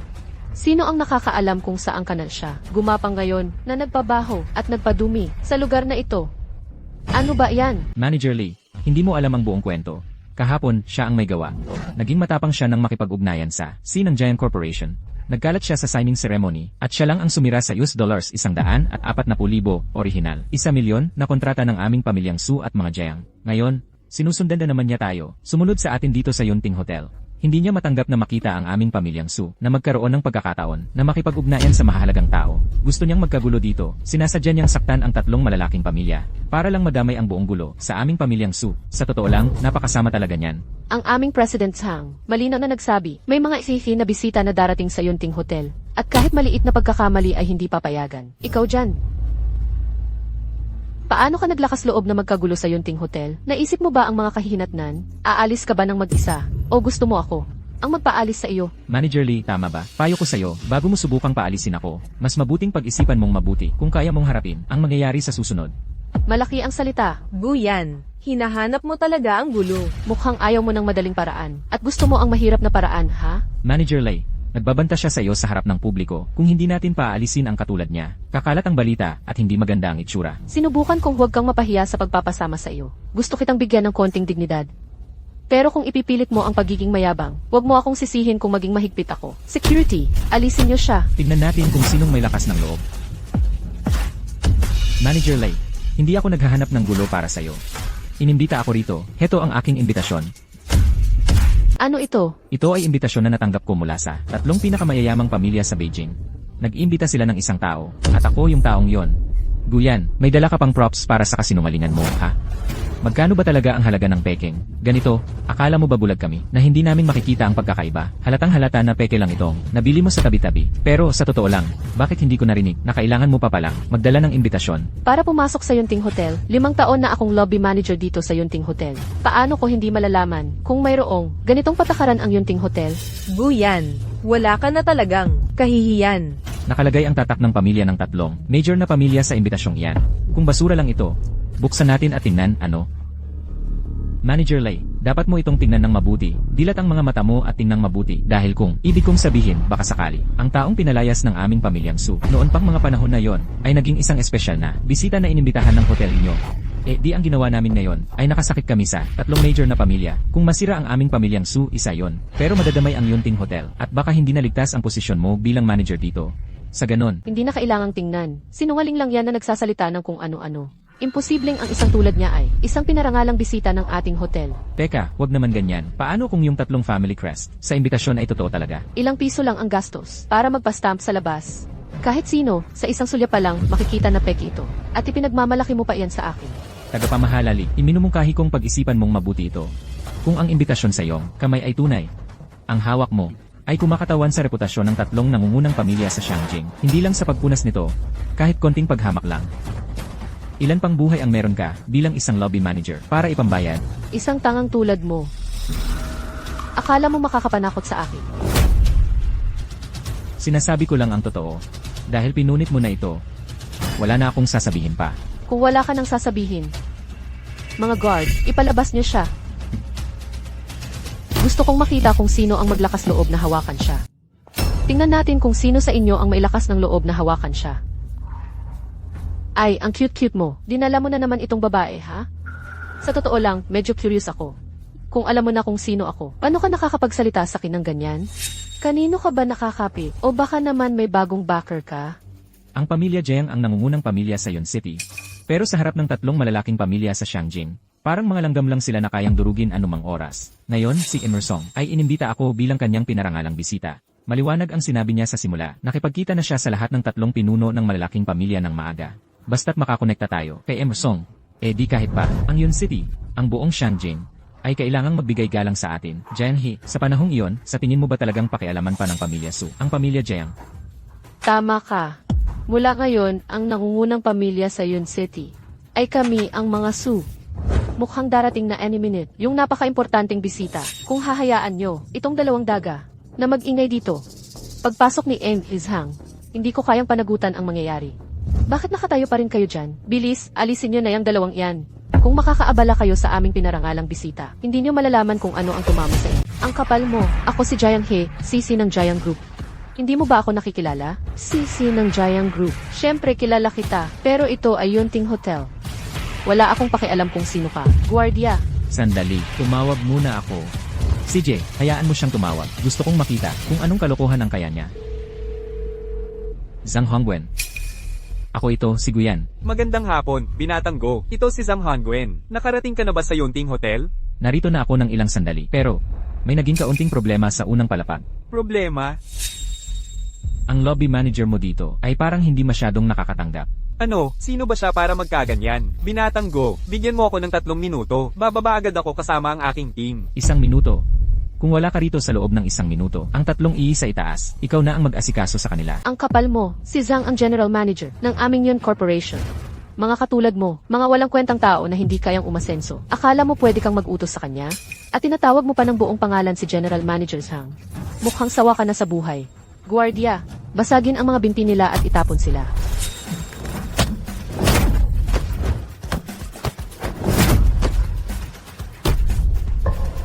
Guyan, ayos ka lang ba? Ayos lang ako. May kasanayan ka pala. Kaya pala ang yabang mo. Pero ito ay Yunting Hotel. Pag-aari ito ng pamilyang gumula sa Shangjing. Hindi ka pwedeng magwala dito. Lahat ng gwardiya. Magtipon sa pangunahing lobby, kayon din.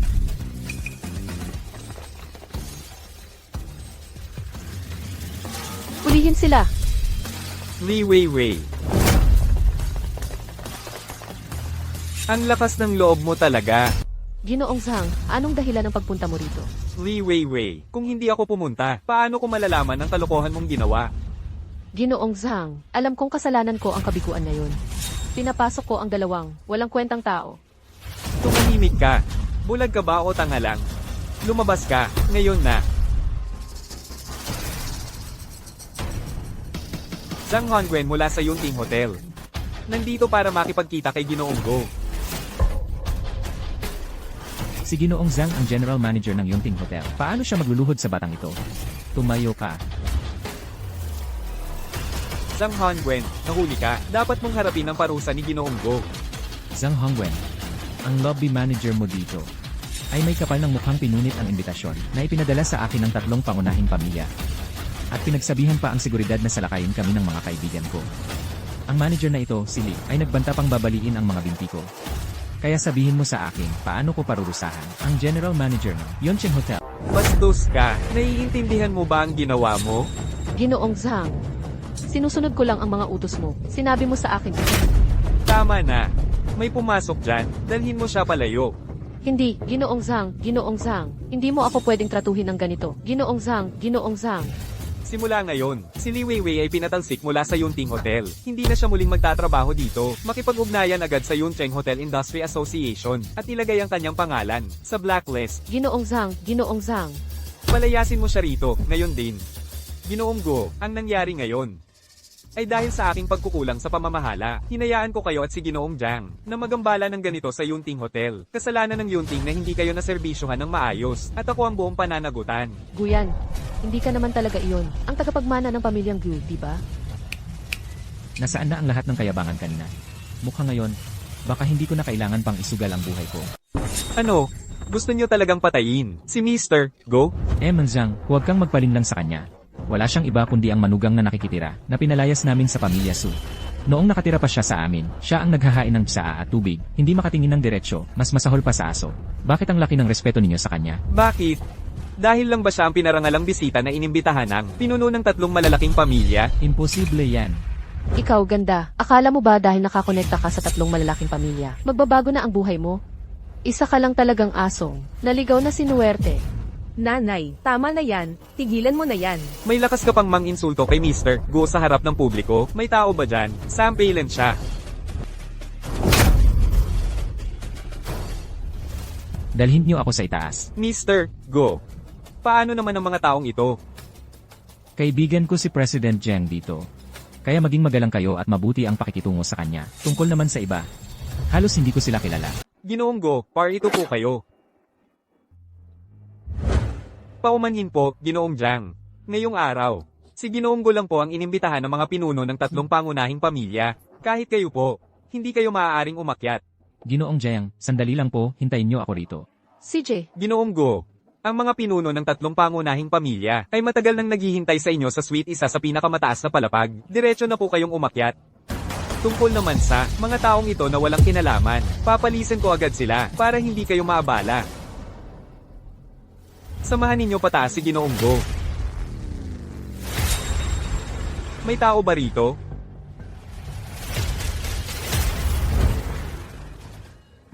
Sa tatlong batikang leader ng negosyo, mangyaring patnubayan na tulungan ninyo ako. Pinahahalagahan namin ang inyong suporta.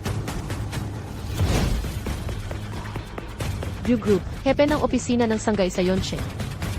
View Group, hindi pa naman po ata opisyal na inaanunsyo. Ang general manager para sa Sanggay sa Yonshen, di ba? Ito ang binatang Panginoon ng pamilyang Go. Siya mismo ang hinirang ni Go Yashen. Maliban na lang kung may mangyaring hindi inaasahan. Ito ay opisyal na iaanunsyo sa investment conference. Sa investment conference ng Go Group sa 3 araw mula ngayon, inaasahan kong ang 3 pinuno ng pamilya ay magpakita ng suporta sa kanya. Kung wala nang ibang bagay, maaari na kayong umalis. Narinig ko na may darating na mahalagang tao sa Yun Court ngayong araw. Isipin mo, kahit ang 3 pinuno ng pamilya, ay ganito ang pagtingin sa kanya. Tiyak na isa siyang taong may pambihirang katayuan. Iniisip ko kung ako, ay magkakaroon ng karangalan na makilala siya, para lang mapalawak ng paunti ang aking pananaw. Ang kanyang pagkakakilanlan ay hindi pa dapat pinag-uusisa ng tulad mo. Ang mga kabataang nagnanais sumunggab sa oportunidad, iyan ay hindi masamang bagay. Ngunit, hindi ka pa rin karapat-dapat na makilala siya. Nauunawaan ko, nagkamali ako. Kung gayon, hindi ko na kayo aabalahin pa. Magandang gabi po, sir. Ang elevator na ito ay para lamang sa mga VIP na bisita. Ito ay partikular na nakalaan para sa mga VIP na dadalo ngayong araw. Mangyaring, gamitin ang regular na elevator sa tabi nito.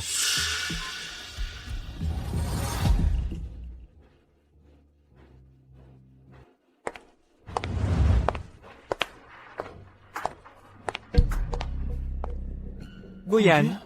Hindi maaaring siya yon. Nagkakamali lang siguro ako. Paano siya posibleng magpakita dito? Ano nang ginagawa ninyo? Ano sa tingin ninyo ang ginagawa ninyo? Sandali. Jizang, kami ay mga panauhing personal na inimbitahan ni Jisong. Ganito ang pagtrato ninyo sa amin. Hindi ba kayo nag-aalala kung paano kayo magpapaliwanag kay Jisong? Sigurado ka bang gusto mong gawin ito? Song Yu. Ikukumpara mo si Song Yu kay Jigo. Sino sa tingin niya siya? Malakas ang loob, ha? Hoy, bakit hindi ko nakikita? Si Guyan, siya ba ay? Kakakausap ko lang sa mga pinuno ng 3 pangunahing pamilya. At hanggang ngayon ay may lakas ka pang hawakan ako, magsalita ka ng maayos. Akala mo ba karapat-dapat kang walang galang sa pangalan ni Jigo? Sabihin mo pa ang isang salitang walang galang. At baka buong pamilya Song ang mabuwal dahil sa'yo. Katawa-tawa ito. Ang alam ko lang, ang Yunting Hotel na ito ay pag-aari ng Go Corporation mula sa Shangjing. Pero sino ka ba sa tingin mo? Manager ka lang, isang maliit na tao sa hotel na ito. Pero sa ngayon, ako ang general na manager ng sangay ng Go Corporation sa Yun City, si Zhang Hongwen.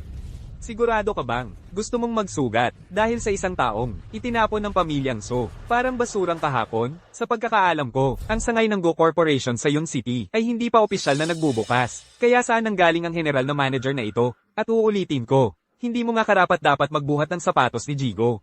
Ngayon, umalis ka na. Sige. Mabuti. Zhang Hongwen, maalala ko ang lahat ng nangyari ngayong araw. Hintayin mo lang. Umalis na tayo. Matandang Zhang.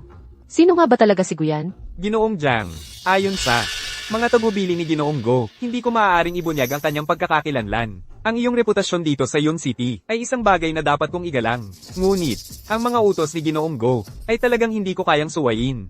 Kaya pakiusap, huwag ninyong pahirapan ng isang taong sumusunod lang sa utos. Naiintindihan ko. Kung lahat ay inayos niya, hindi na ako magtatanong pa. Maghihintay ako sa kanya doon. Sige. Jaxi, Tito Wang, Tito Chen, ang tagal na nating hindi nagkita. Ikaw na batang yan. Ngayon ka lang nagpakita. Ilang taon na tayong hindi nakikita, lalo kang gumwapo. Halika, umupo ka. Ang biyahe mo papunta rito ay tiyak na nakapagod sa'yo. Magpahinga ka muna.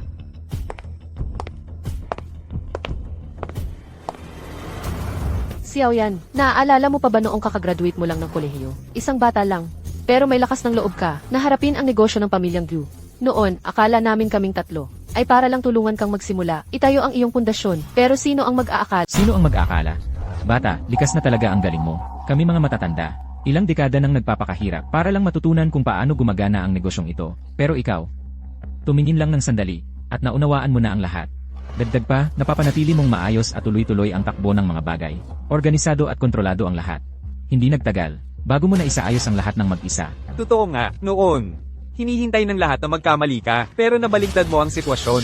Nang basta-basta, at binuhay mo ang tatlong negosyong malapit ng magsara, ang ganoong kasanayan, ang ganoong pananaw. Kahit kami mga veterano ay kailangang, aminin na humanga kami. Tama. Sa totoo lang, sa gabay mo lang, Xiao Yan.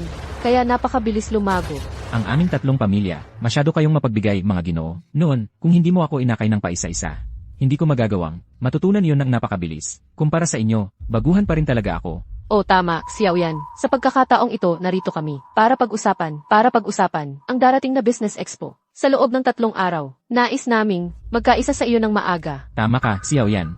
Ang Gu Group ay papasok sa Yun City at magiging malaking usapin. Hula ko, ang kanilang pangunahing partner ay malamang ang pamilyang Su, tama ba? Ang pamilyang Su ay hindi karapat-dapat.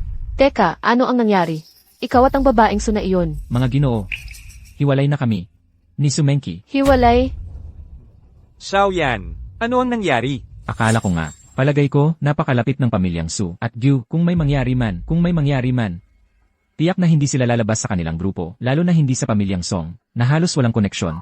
Song Yu, Siya nga, yon. Sinabi rin niya na ang pinsan mong si Guyushin ay itinalaga siya bilang general na manager para sa Sanggay sa Yun City. si Gyu Yushin. Kailan pa siya naging karapat-dapat na kumatawan sa Gu Corporation, isang sinasabing pangakong pasalitan na walang saysay. Pero may lakas pa ng loob na ilagay yon mismo sa kanyang business card. Sa totoo lang, itong si Song Yu ay walang pag-asa. Si Sumenki ay hiniwalayan ako dahil lang sa Song Yu na yon. Ano? Hindi ka panipaniwala, yung babaeng Su na yun, ay nangangaliwa pala? Nakakatawa, si Song Yu ang pinag-uusapan natin at may lakas pa siya ng loob na pumunta rito para humingi ng suporta. Wawasakin ko ang pamilyang Song ng tuluyan. Xiao Yan, huwag kang mag-alala kung ang gulo ng mga pamilyang Song at Su ay nakakaabala sa'yo. Kami nitong 3 ang bahala dyan para sa'yo. Salamat sa inyong 3. Pero, bago natin gawin yon, may isa pa akong bagay na kailangan ng tulong ninyo bago matapos. Ang opisyal na seremonya ng pagpapalitan sa pamilyang Gyu. Sana kayo ay makatulong na itago muna ang tunay kong pagkatao. Sa loob ng 3 araw, gusto ko talagang makita ang paghihinayang sa mukha ng pamilyang Su. Xiao Yan, sa pamilyang katulad ng Su, hindi naman sila karapat-dapat pang banggitin. Sa isip mo, mayroon ka bang kumpanyang maaaring pumalit sa kanila bilang pangunahing partner ng Go Corporation dito sa Yun City? Alam mo, meron talagang pamilyang Jiang sa Yoncheng. Sa tingin ko, magaling talaga sila. Ang pamilyang Jiang. Oo, ang mga Jiang. Kilala sila bilang ang nangungunang pamilya sa Yuncheng. At ang batang pinuno, si Jiang He, napaka-capable din. Sa totoo lang, karapat-dapat silang maging pangunahing partner ng Go Group dito sa Yuncheng. CJ, sa ganitong paraan, maganda na ang ideya natin sa aasahan. Narito ang imbitasyon para sa kumperensya sa pamumuhunan sa loob ng 3 araw. CJ, magpahinga muna kayong 3 ngayon. Magkita-kita na lang tayo sa komperensya. Itong si Guyan, siya kaya talaga ang pinuno ng isa sa 3 malalaking pamilya na nagpadala ng imbitasyon. Imposible.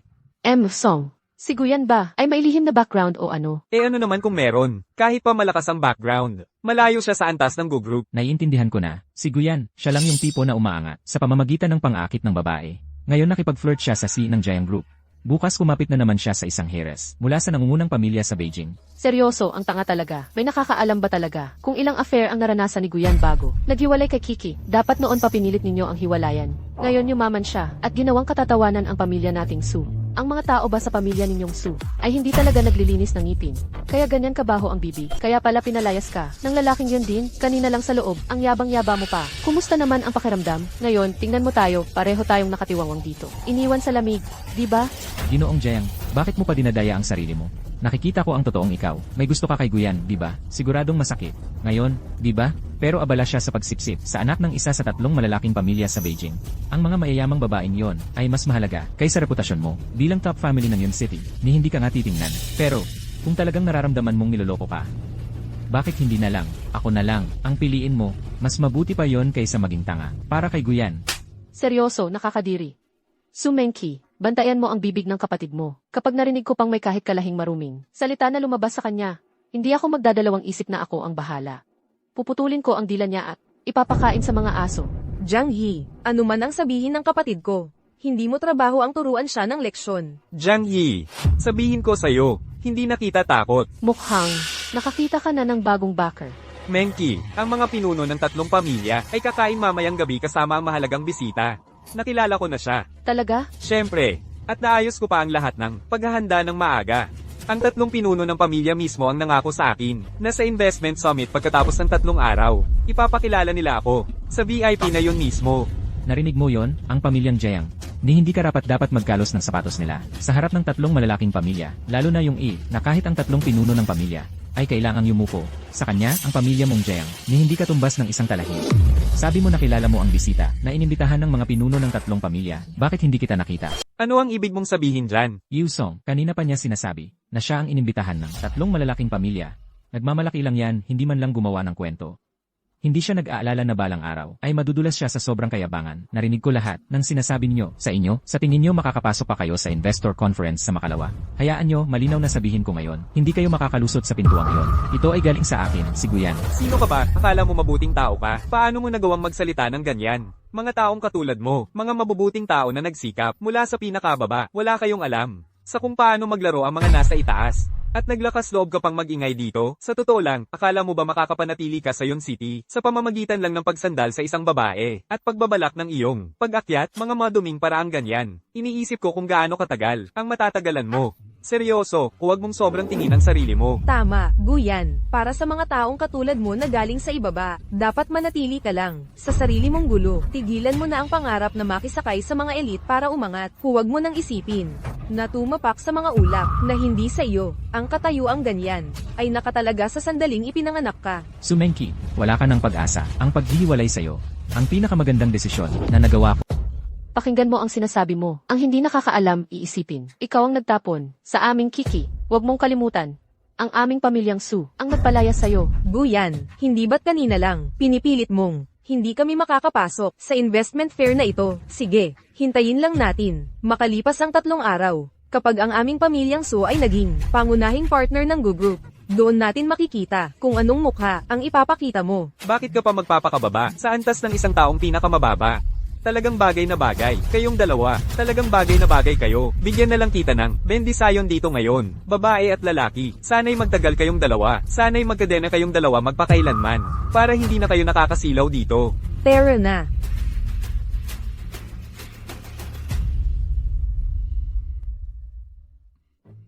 Jiang, ayos ka lang ba? Okay lang ako. Hindi mo kailangang mag-init ang ulo sa mga tao. Bulag ang puso at mata. Pero sa totoo lang, dapat kitang batiin ulit. Ang pagputol ng relasyon ng malinis kay Sumenki ay talagang dapat ipagdiwang. Sa totoo lang, ang sinabi ni Suyi, hindi naman lahat ay kalokohan. Bakit naman? Sabi niya, magkamukha daw kaming dalawa. Sa madaling salita, ibig sabihin, magkatugma tayo.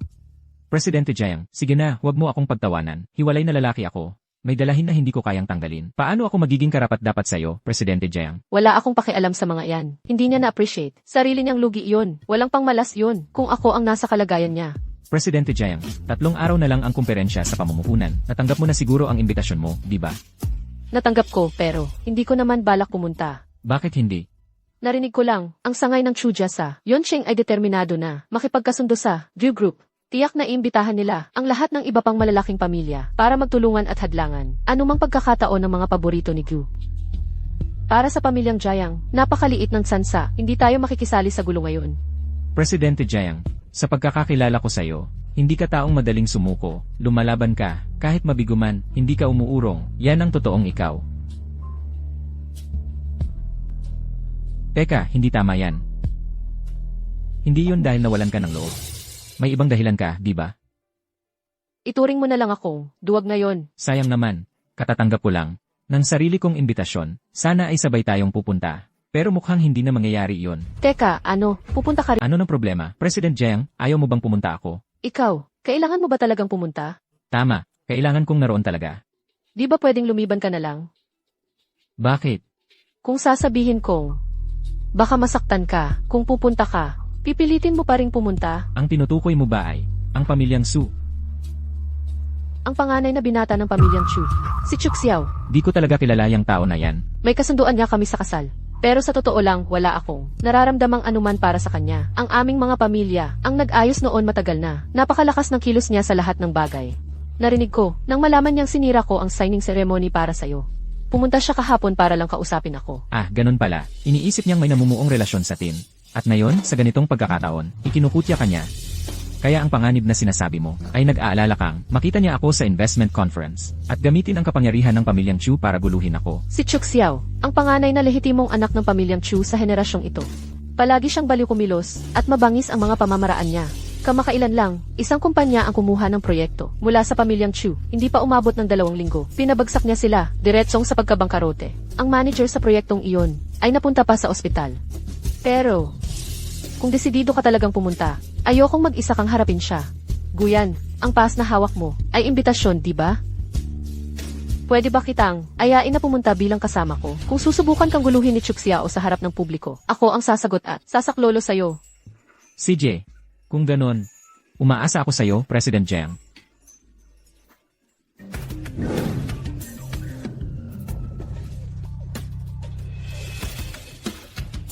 President Jiang, aalis na ako. Magkita na lang tayo sa investment conference. Magkita na lang tayo sa conference.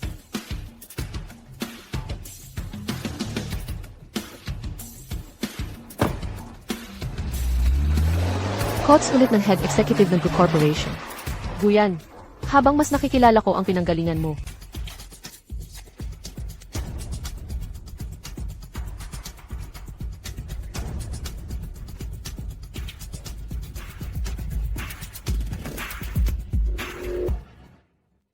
Guyan, Jiang Yi.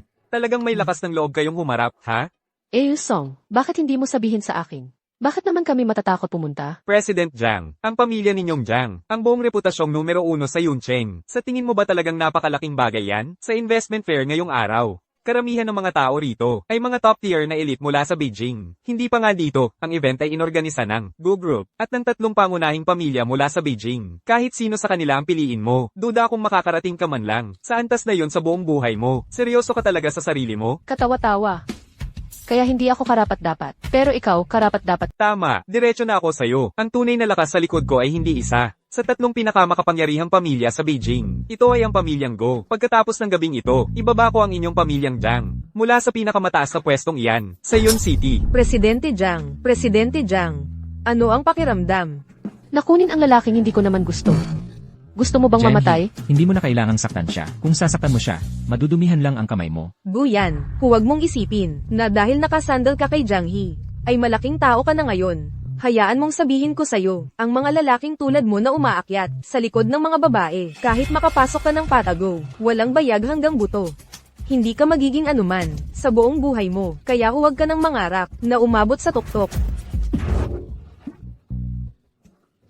Sumenki. Hindi ko nga alam kung kailan ka naging isang taong napakasuka. Ikaw ang kumapit kay Song Yu para lang sa kapakanan ng pamilyang Su. At ngayon, may lakas ka pa ng loob na tumayo dito at insultuhin ako. Ikaw, Guyan. Akala mo ba dahil nakakapit ka lang kay Jiang He at nakasuot ng magagandang damit? Makakapag-repack ka na ng sarili mo bilang importante. Hayaan mong sabihin ko sa'yo.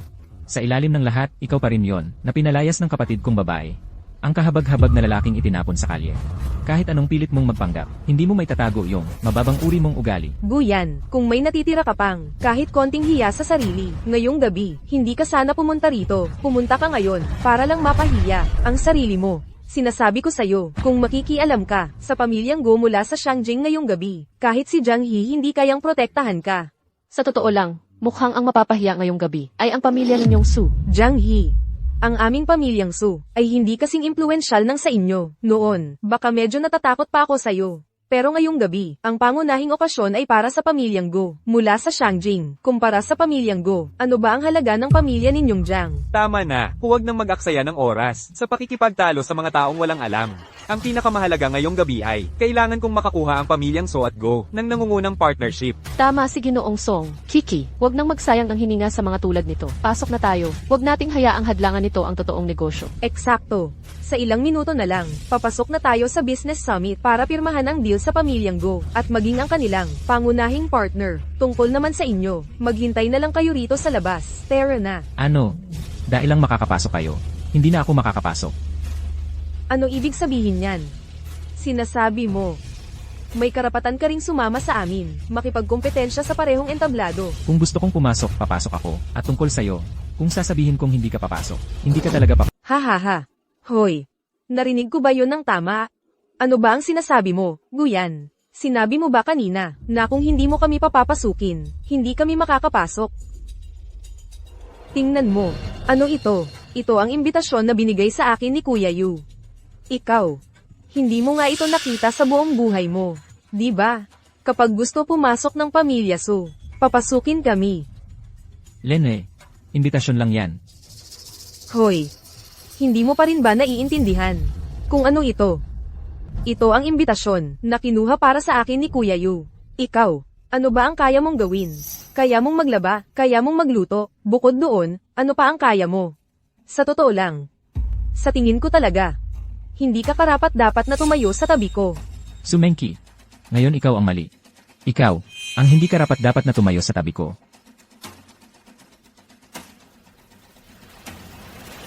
Hello.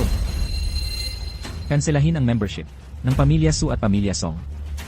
Kahit anong gusto mo. Tara na. Hello, ito ang imbitasyon ko.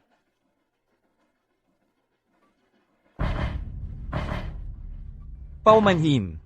Hindi ka makakapasok Bakit hindi? dahil ang imbitasyon mo ay hindi na valid. Anong nangyayari?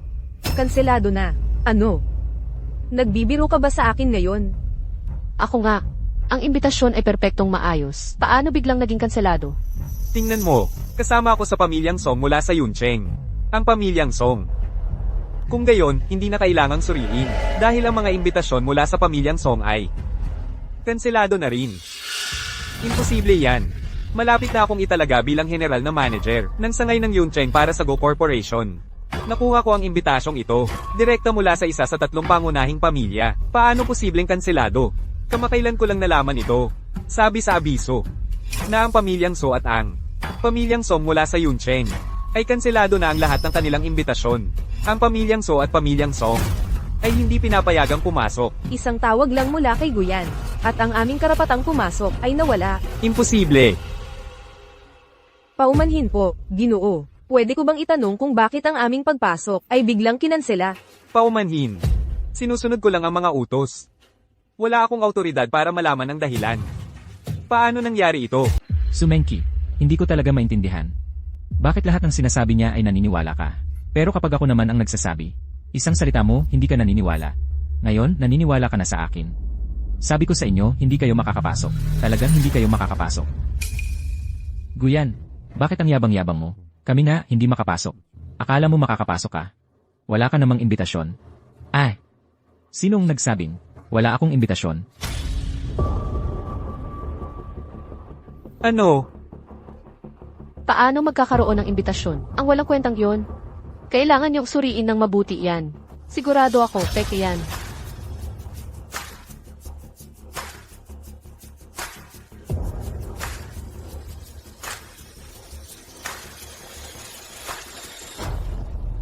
Ginoo. Ang imbitasyon ninyo po. Kagalang-galang na bisita. Mabuhay, tuloy po kayo. Kagalang-galang na bisita. Ano ng kalokohan ang sinasabi mo? Ang imbitasyon ng ginoong ito ay hindi lamang tunay. Ito pa ang pinakamataas na antas. Ito ay isang supreme invitation. Imposible. Isang imbitasyong VIP, kahit ako, wala akong kwalifikasyon para makakuha ng isa. Paano nagkaroon ng munting ito? Hindi ba't lahat ng imbitasyon ngayon ay nakapangalan sa tunay na pangalan? Kaya kaninong pangalan ang nakasulat dito? Nakasulat. Guyan. Jigo. Talagang imposible. Isang imbitasyong VIP, tanging ang mga may ari-arian na higit sa $14.10 milyon ang mayroon niyan. Original, 100 million Chinese yuan. Sabihin mo sa akin, paano nagkaroon ng imbitasyong VIP ang isang tulad mong nasa ilalim? Ilsong, ano ang kinalaman nito sa iyo? President Jiang, ikaw.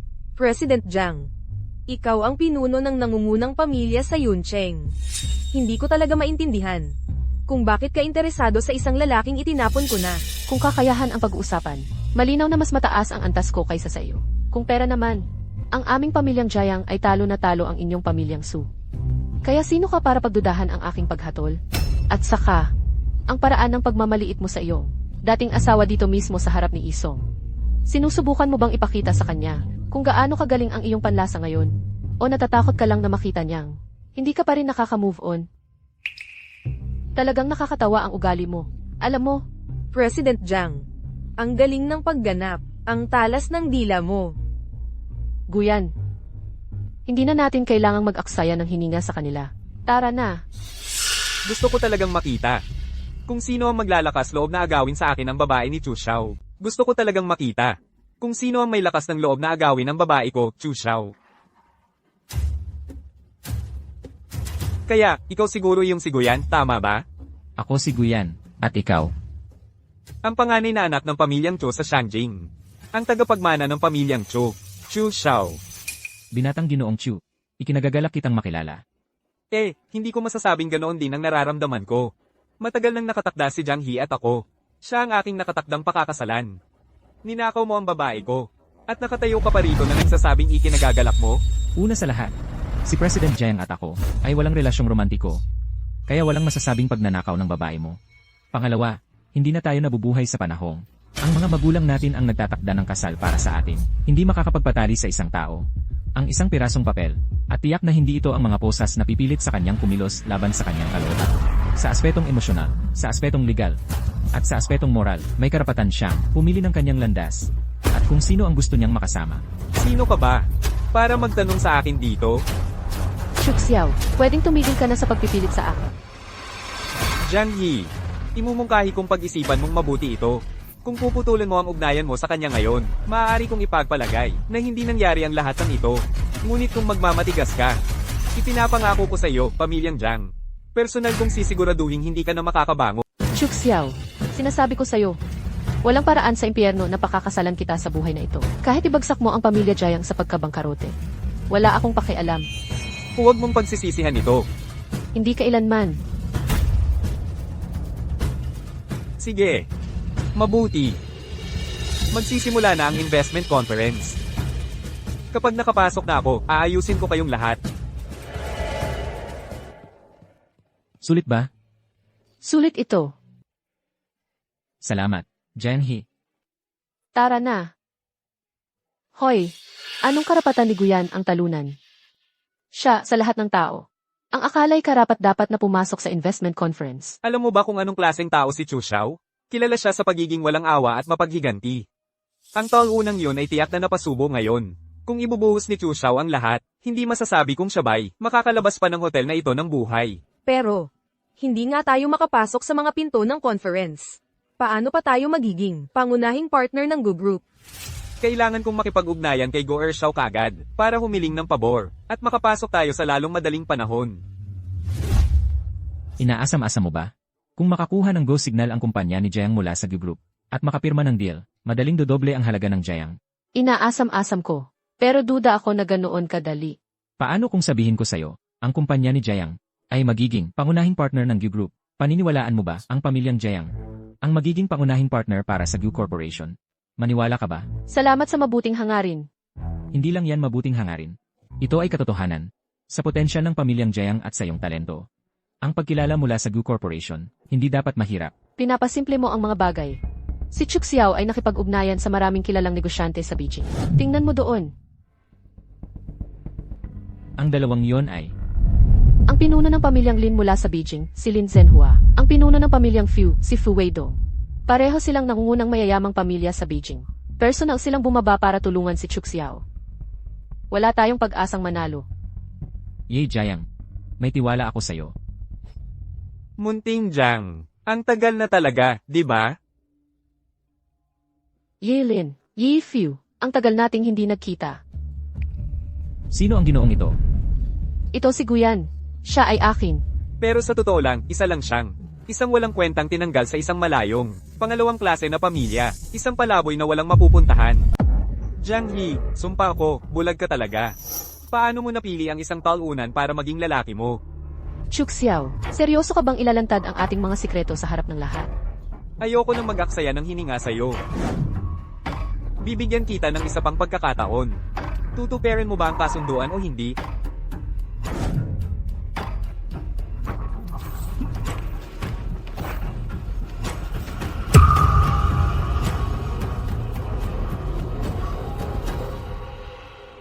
May kasunduan kayo ni Chudas Hao, alam mo. Maraming babae mula sa prominenteng pamilya ang nangangarap ng ganitong match at hindi ito makamit. Pero tingnan mo, pinunit mo ang kasunduan para lang sa lalaking ito na hindi man lang dapat banggitin. Ano, nawala ba sa isip mo? Lumalayo sa isang perpektong kinabukasan para lang tumalon sa basurahan? Jiang He, naisip mo ba kung anong sakuna ang dadalhin mo sa pamilya Jiang sa paggawa nito? Hayaan niyong linawin ko para sa lahat. Ito ay Yonchen, hindi Shangjing. Kung lalapastanganin niyo uli si Guyan, huwag niyo akong sisihin, si Jiang He, kung magiging pangit ang pakikitungo ko sa inyo. Talagang gusto mo nang mamatay. Sa tingin mo ba, sapat na ang tagal ng buhay mo? Yun na ba yun? Kung tatanungin mo ako, dahil siguro, napakatagal mong nakasama ang pinakawalang kwentang talunang ito, nabaliw ka na. Tama na. Kung ganoon ang sitwasyon, wala kang ibang pagpipilian. Sa susunod na 3 minuto, gusto kong mabangkarote ang pamilyang Jiang ng Yuncheng. Jiang Yi, kung magbabago ka ng isip ngayon din, pwede pa kitang tanggapin ulit. Kung hindi, pagkalipas ng 3 minuto, mawawala na ang pamilyang Jiang sa Yuncheng. Sabi ni Jiang Yi, binigyan ka na ng pagkakataon ng binata. Gusto mo bang ang negosyong itinayo ng pamilya mong Jiang ay masira ng sarili mong mga kamay? Ulitin ko, hindi pwede. Jiang He. Salamat sa pagsuporta mo sa akin ngayon. Ngayon, ako naman. Ikaw, magtatanggol sa kanya? Nakakatawa, basura ka rin. Hoy! Bantayan mo para sa akin ang pamilyang Jiang sa Yoncheng. Kahit anong galaw sa negosyo sa Main Street, kahit maliit lang, kahit hayagan o patago, durugin mo walang atrasan. Kung bababa ang stocks nila kahit 1 sentimo ngayong araw, maghanda kang ilagay ang ulo mo sa pusta at harapin. Ha ha ha. Ang yabang mo naman, ang laki ng mga sinasabi mo. Ha ha ha. Bigla na lang. Sa tingin ko, hindi masamang ideya na gawin kayong magkasintahan na kapuspalad. Ginoong Chu. Tapos na ang 3 minuto. Mga kasama, bakit hindi nyo tingnan ang inyong mga telepono? Tingnan natin kung talagang wala ng pag-asa ang pamilyang Jiang. Hoy, anong nangyayari? Anong nangyari? Ang presyo ng stock ng Jiang Group, hindi lang bumaba. Tumaas pa nga. Ano? Imposible. Seryoso ka bang may kakayahan ka? Pamilyang Jiang lang iyan mula sa Yuncheng. Ganoon ba kahirap patayin ang negosyo nila? Sayang lang ang binabayad ko sa inyo. Presidente Cho, nalilito rin po kami. 1 minuto lang ang nakalipas. Biglang dumating ang malaking puhunan. Ang capital market ay harang lahat ng aming mga hakbang sa pananalapi. Ang depensa ng Jiang Group ay talagang hindi mabutas. Imposible. Paano mo nagawa yon? Ginoong Chu. Kung paano ko nagawa yun, ay wala kang pakialam. Tara na.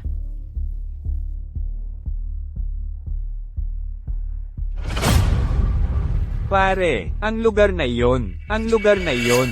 Kuya, hindi sa'yo ang pwestong yan. Guyan, ikaw. Guyoshen. Hindi ba't ito ang pangalawang binata ng pamilyang Go? Anong ginagawa niya rito? Sandali, anong tawag niya kanina? Kuya. Mga kasama, ipakilala ko sa inyo ang isang tao ngayong gabi. Ang lalaking ito, noong unang pumunta ako sa kabisera kasama ang pamilyang Go, siya ay itinaboy.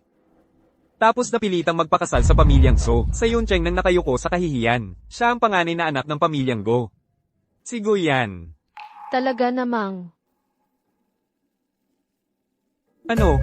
Ang lalaking ito pala ang panganay. Na anak ng pamilyang Go? Ang magiging tagapagmana ng pamilyang Go? Guyan. Sana'y nanatili ka na lang ng tahimik sa pamilyang So bilang isang napilitang manugang.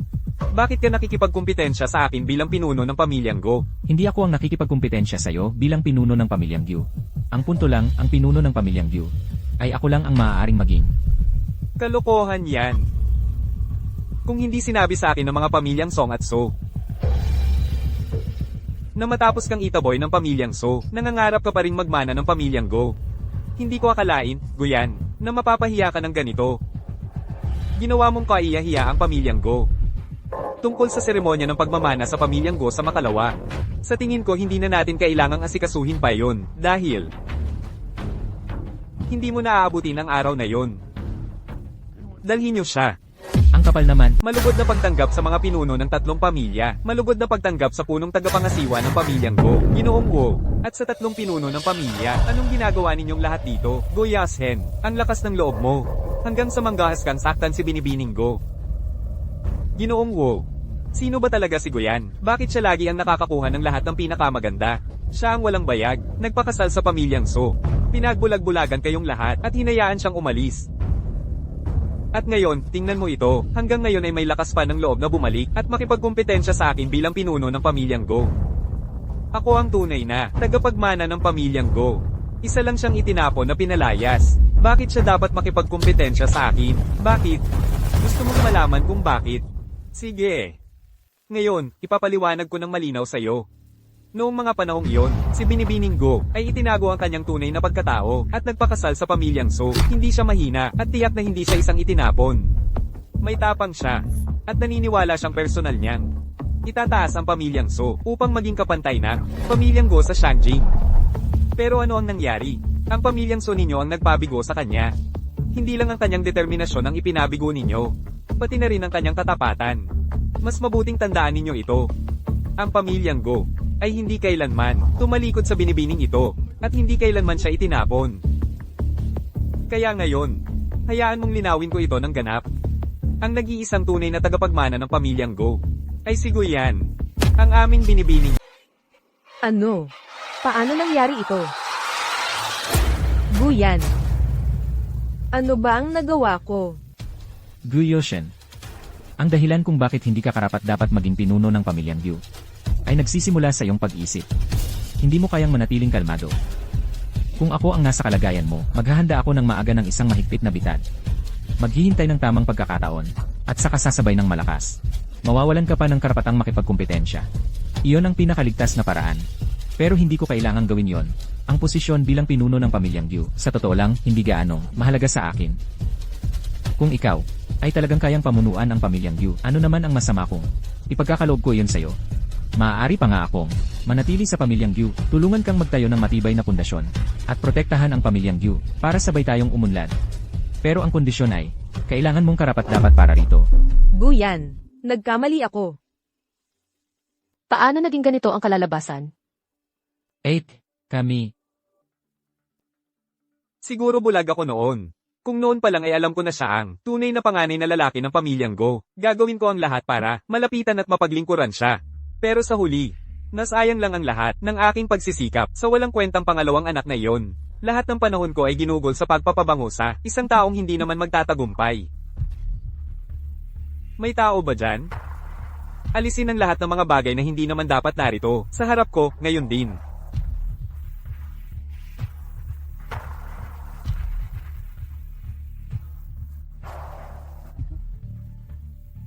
CJ. Pwede na kayong tumayo ngayon. Salamat, Binibining Gu. Salamat, pinuno ng pamilyang Go. Ngayon, kayong dalawa. Isa pa, dahil hindi nyo ako nakilala. Palampasin ko muna ito. Hindi ko kayo ipagkakait ito. Mga kasama, sa tingin ko alam naman niyong lahat na dito sa negosyo sa Huaxia, ang aking pamilyang Gu ay talagang may malaking impluensya. Pero sa totoo lang, ang pagiging dominanteng isa ang kumpanya na lumilikha ng monopolyo ay hindi magandang bagay. Kapag lahat ay umuunlad at lahat ng boses ay pinakikinggan, saka lang mas lalong yayaman ang ekonomiya ng Huaxia. Mula ngayon, inaasahan kong kayong lahat ay titigil na sa pag-aaway, ilalagay na sa tabi ang mga away ng pamilya. Saka lang, matatayo ng matatag ang ekonomiya ng Huaxia sa mundo. Salamat, pinuno ng pamilyang Go, sa pagbibigay sa amin ng daan palabas. Binatang Go, napakabuti ninyo, at malawak ang inyong pangunawa.